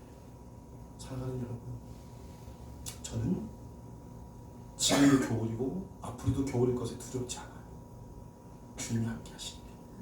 한 가지만 더 말씀드릴게요. 하나님이 우리를 부르신 이유가 있거든요. 하나님이 하시고자 하는 일이 있어요. 그럼 바로 뭔지 아세요? 지금 기쁨장교회가 하고 있는 일이에요. 사람 살리는 일, 사람 세우는 일. 그게 하나님이 우리를 통해서 하시고자 하는 일이에요. 여러분들도 아시겠지만 요한복음 9장 1절에서 3절에 보면 날 때부터 시각장애인이 태어난 사람의 이야기가 나오지 않습니까? 근데 물어요, 제자들이. 이 사람이 시각장애인이 된 것이 누구의 죄로 인함입니까? 근데 보통 문화에 따르면 그 얘기하잖아요. 부모나 자기, 아니면 그 조상의 죄가 아닌가. 왜 그 당시에는 그런 사람들만이 이 죄의 현상으로 장애인이 될 것이라고 얘기를 하기 때문에. 근데 예수님이 뭐라 그래요? 왜 시각장애인으로 태어났는지 말을 안 하세요. 그럼 뭐라고 그래요? 그에게서 하나님이 하시고자 하는 일이 있다는 거예요. 여러분의 삶 가운데, 고통 가운데 답을 얻지 못할 것들이 많을 거예요. 저는 지금도 왜 우리 엄마 아빠를 하나님께서 살려주지 않았는지 답을 얻지 못했어요. 그런데 그래도 믿으면서 가요. 왜? 하나님이 너무나도 분명하게 살아계시니까. 여러분, 인생의 답을 다 얻으려고만 하지 마시고 그 너머에 있는 하나님을 보십시오. 그리고 그 하나님이 나를 어떻게 사용하시는지 보십시오. 그리고 한 가지만 더 그러면 말씀드리면 마지막으로, 우리가 늘 입으로 떠들잖아요. 순종한다 그러고 주의 일을 하겠다 그러고. 그거는요, 내가 뭔가 다 준비되어 있을 때 하는 게 아니에요. 나에게 기회가 왔을 때 순종하면 하나님이 하세요. 제가 지금 그렇게 하고 있잖아요. 하나님이 일을 하세요. 저는 한 게 아무것도 없어요. 근데 하나님이 하고 계세요. 그래서 기회가 주어졌을 때 순종하십시오. 그게 하나님의 사랑이에요. 그게 바로 하나님이 열어가실 길들이고, 그리고 우리가 무엇을 선택하든지 하나님이 기뻐하시는 일을 하면 그 인생은 책임지세요. 특히 청년들, 우리 자녀들 너무 공부만 하지 마십시오. 하나님이 기뻐하시는 일을 할 수 있도록 분별력을 갖도록 부모님들이 해주셔야 돼요. 그리고 성도님들도 마찬가지예요. 인생을 살면서 수많은 선택을 할 때 나의 기준이 아닌 하나님이 기뻐하시는 일이 뭔가를 바라보시고 기도하시고 선택하십시오. 하나님이 여러분의 인생을 책임지세요. 이미 책임지신다고 예수님이 다 보여주셨잖아요. 십자가에서 달려 죽으시고 구원시켜준다고 말씀하고 있잖아요. 그분을 믿기만 하면 되고 그분을 따라가면 되고 그렇게 죽으면 된다고 얘기하고 있잖아요. 가면 돼요. 다 답은 나와 있어요. 근데 우리가 자꾸 인간의 방법으로 우리의 현상만 바라보니까 자꾸 내 기도 안 들어주면 자꾸 나의 모든 것을 안 해주면 하나님은 없다라고 얘기하니까 문제가 되는 거죠. 이미 하나님은 다 보여주셨어요. 예수 그리스도를 통해서. 그래서 여러분 힘들고 어렵지만 함께 옆에 있는 분들 손을 꼭 붙잡고 주님 오시는 그날, 주님께서 심판하실 그날 앞에 섰을 때 수고했다. 이 땅에서 삶이 참 고단하고 겨울이었을 건데 네가 나를 버리지 않고 나의 몸된 교회를 지켜왔으며 나를 위해서 나의 사랑을 전하지 않았느냐. 이제는 나와 함께 눈물 없는 곳, 슬픔 없는 곳에서 함께 살자. 어서 와라. 이 위로는 끝나는 거 아니겠어요? 여러분? 너무 잘하려고도 애를 쓰지 마시고 너무 못하려고도 애를 쓰지 마십시오. 그리고 때로는 원망불평도 하십시오. 하나님 다 들어주세요. 근데 떠나지만 마십시오. 그러면 진짜 겨울이 와요. 그때는 감당할 수 없어요. 그래도 여러분들이 지금까지 있었기 때문에 이 겨울을 견디만 한 거예요. 그래서 겨울이 전해져야 돼요. 주님과 함께 그 길을 당당히 걸어가는 저와 여러분이 되었으면 좋겠습니다. 네. 기도하시겠습니다. 사랑의 주님, 우리는 어리석하고 미련한 자들입니다. 하지만 주님을 사랑하기에 어리석하고 미련하지만 주님과 늘 함께 동행하고자 몸부림치고 애를 쓰고 있습니다. 우리 인생의 겨울은 계속 옵니다. 때로는 봄도 오고 여름도 오고 가을도 올 때 너무 좋다고 하다가도 겨울이 오면 좌절되고 낙심하는 게 바로 우리의 인생입니다. 하지만 그 겨울이 주님과 함께 있으면 외롭지 않고 견딜 수 있고 기쁨으로 걸어갈 수 있습니다. 우리에게 주님께서 늘 함께 동행해 주셔서 이 땅에서 힘들고 이 고단한 삶을 잘 이기며 나갈 수 있도록 도와주시고 주님의 몸된 교회와 주님께서 주신 그 사명들을 잘 감당해 나갈 수 있도록 아버지 하나님 은혜 베풀어 주시옵소서. 주님, 지금까지 저희들이 이 모양 저 모양으로 여기까지 왔습니다. 앞으로도 주님을 만날 그날 때까지도 주님께서 우리를 선하게 인도해 주셔서 하나님의 자녀로서 주님 이 땅에서의 나그네의 삶을 잘 누리다 갈 수 있도록 하나님 은혜 베풀어 주시옵소서. 예수님의 이름으로 기도합니다. 아멘.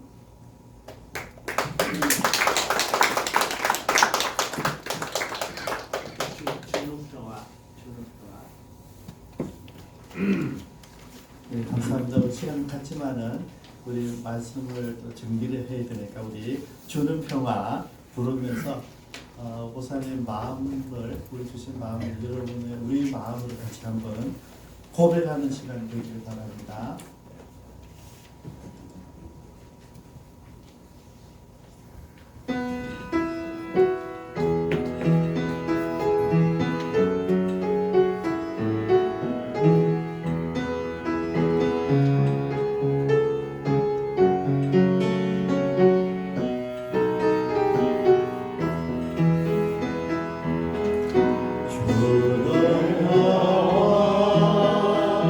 맡긴 마음을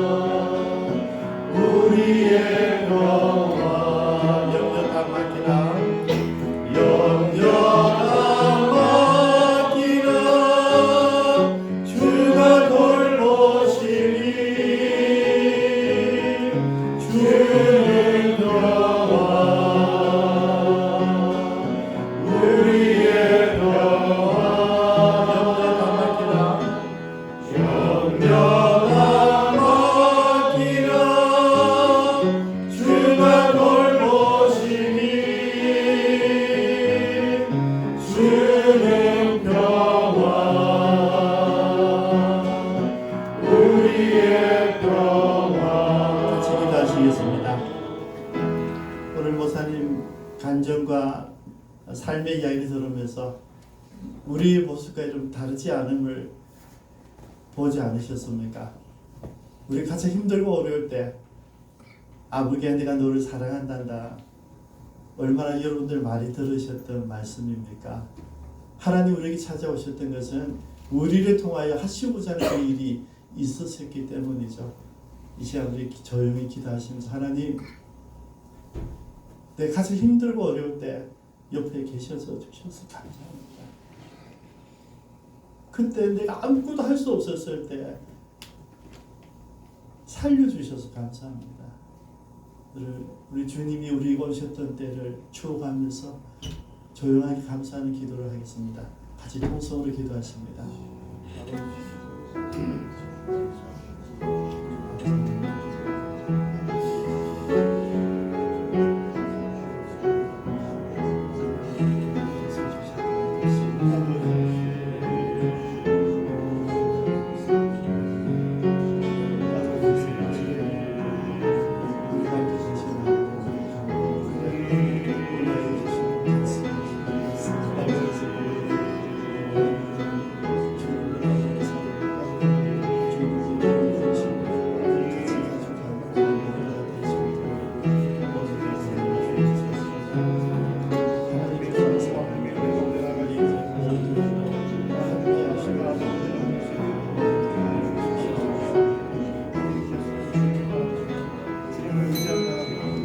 아버지 하나님, 그때 우리 곁에 계셔서 감사합니다.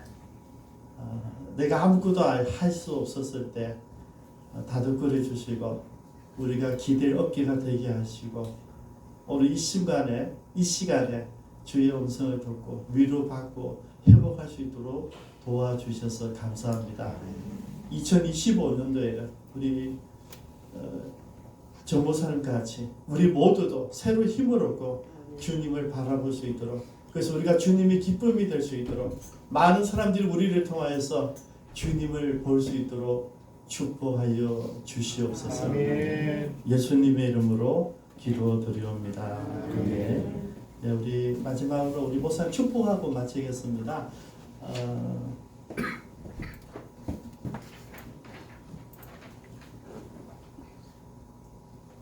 두 개 다 어울리는데요.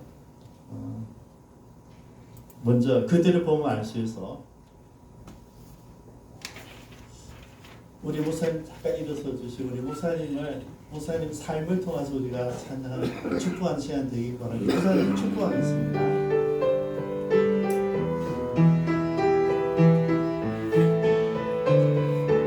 그대를 보면 알 수 있어. 그대를 보면 알 수 있어. 하늘의 왕이 계시니 그들을 보면 알 수 있어. 하늘의 왕이 계심을. 그렇다면 우리 모두에게도 마찬가지입니다. 우리를 보면 알 수 있어. 하늘의 왕의 사랑을 우리를 보면 알 수 있어. 하늘의 왕의 사랑을. 네, 우선 앉으시고요. 우리 마지막 우리 목사님의 비전, 그건 하나님 주신 거잖아요. 아무도 이런 일을 하는 사람이 없기 때문에 소중한 일입니다. 우리 목사님 갖고 있는 그 비전, 여러분 비전은 내가 만들어낸 게 아니고요. 하나님께서 주신 것이고 나는 순종하는 게 비전이에요. 그래서 목사님 이 일에 헌신하셨으니까 우리 목사님 일에 하나님 함께 하셔서 많은 열매를 맺을 수 있도록 우리 같이 기도하고 제가 마무리 기도하겠습니다. 같이 기도하시겠습니다. 우리 목사님과 사이를 위해서 기도하십니다. 아버지 하나님 감사합니다. 우리 목사님에게 믿음과 능력을 더해 주셨는데 이 놀라운 일을 가지고 주님 앞에 나갈 수 있도록 주님 지혜를 주시고 건강을 주시고 주님 영광 받아 주시옵소서.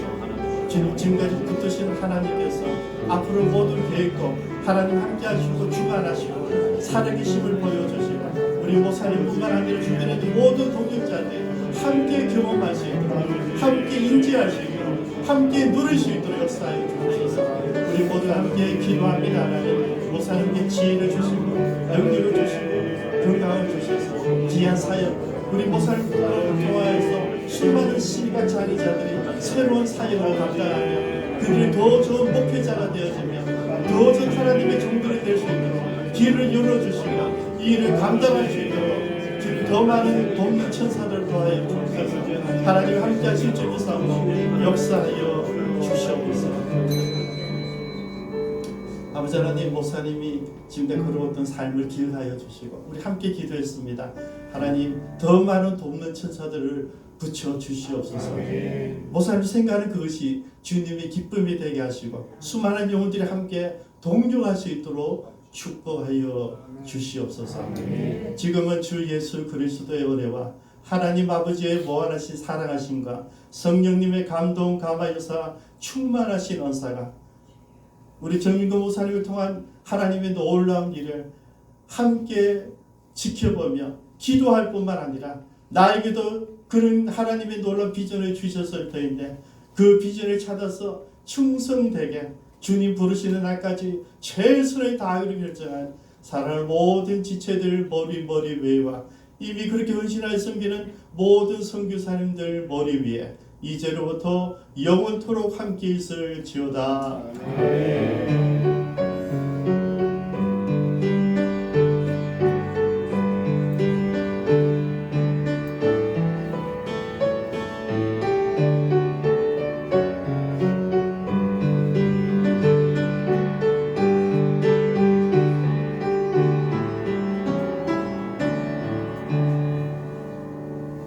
네, 우리 하나님께 감사의 박수를 목사님 인사해 주시기 바랍니다.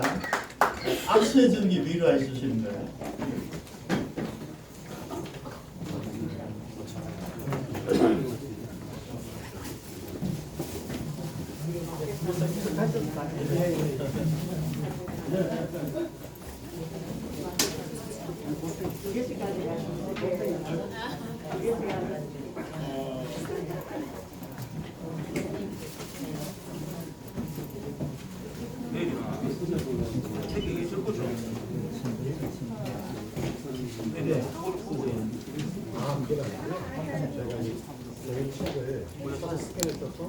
고정표를 말하고 명령어를 집어넣어 시각계를 이해할 수 있도록 책을 다시 펼쳐내고 그거를 시각계가 볼 수 있는 소프트웨어로 돌리게 돼 있거든요.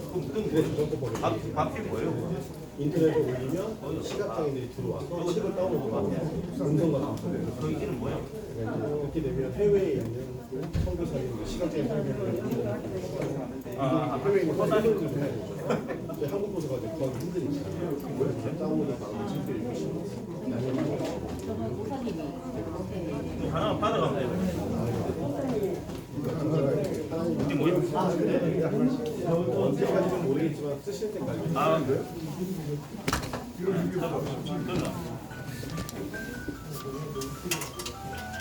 고맙습니다. 고생인데 만초살이 시간까지 준비했어? 하나 남았대요. 대만 안 왔었는데. 아니 빼는 게 문제가 아니고 끄는 거.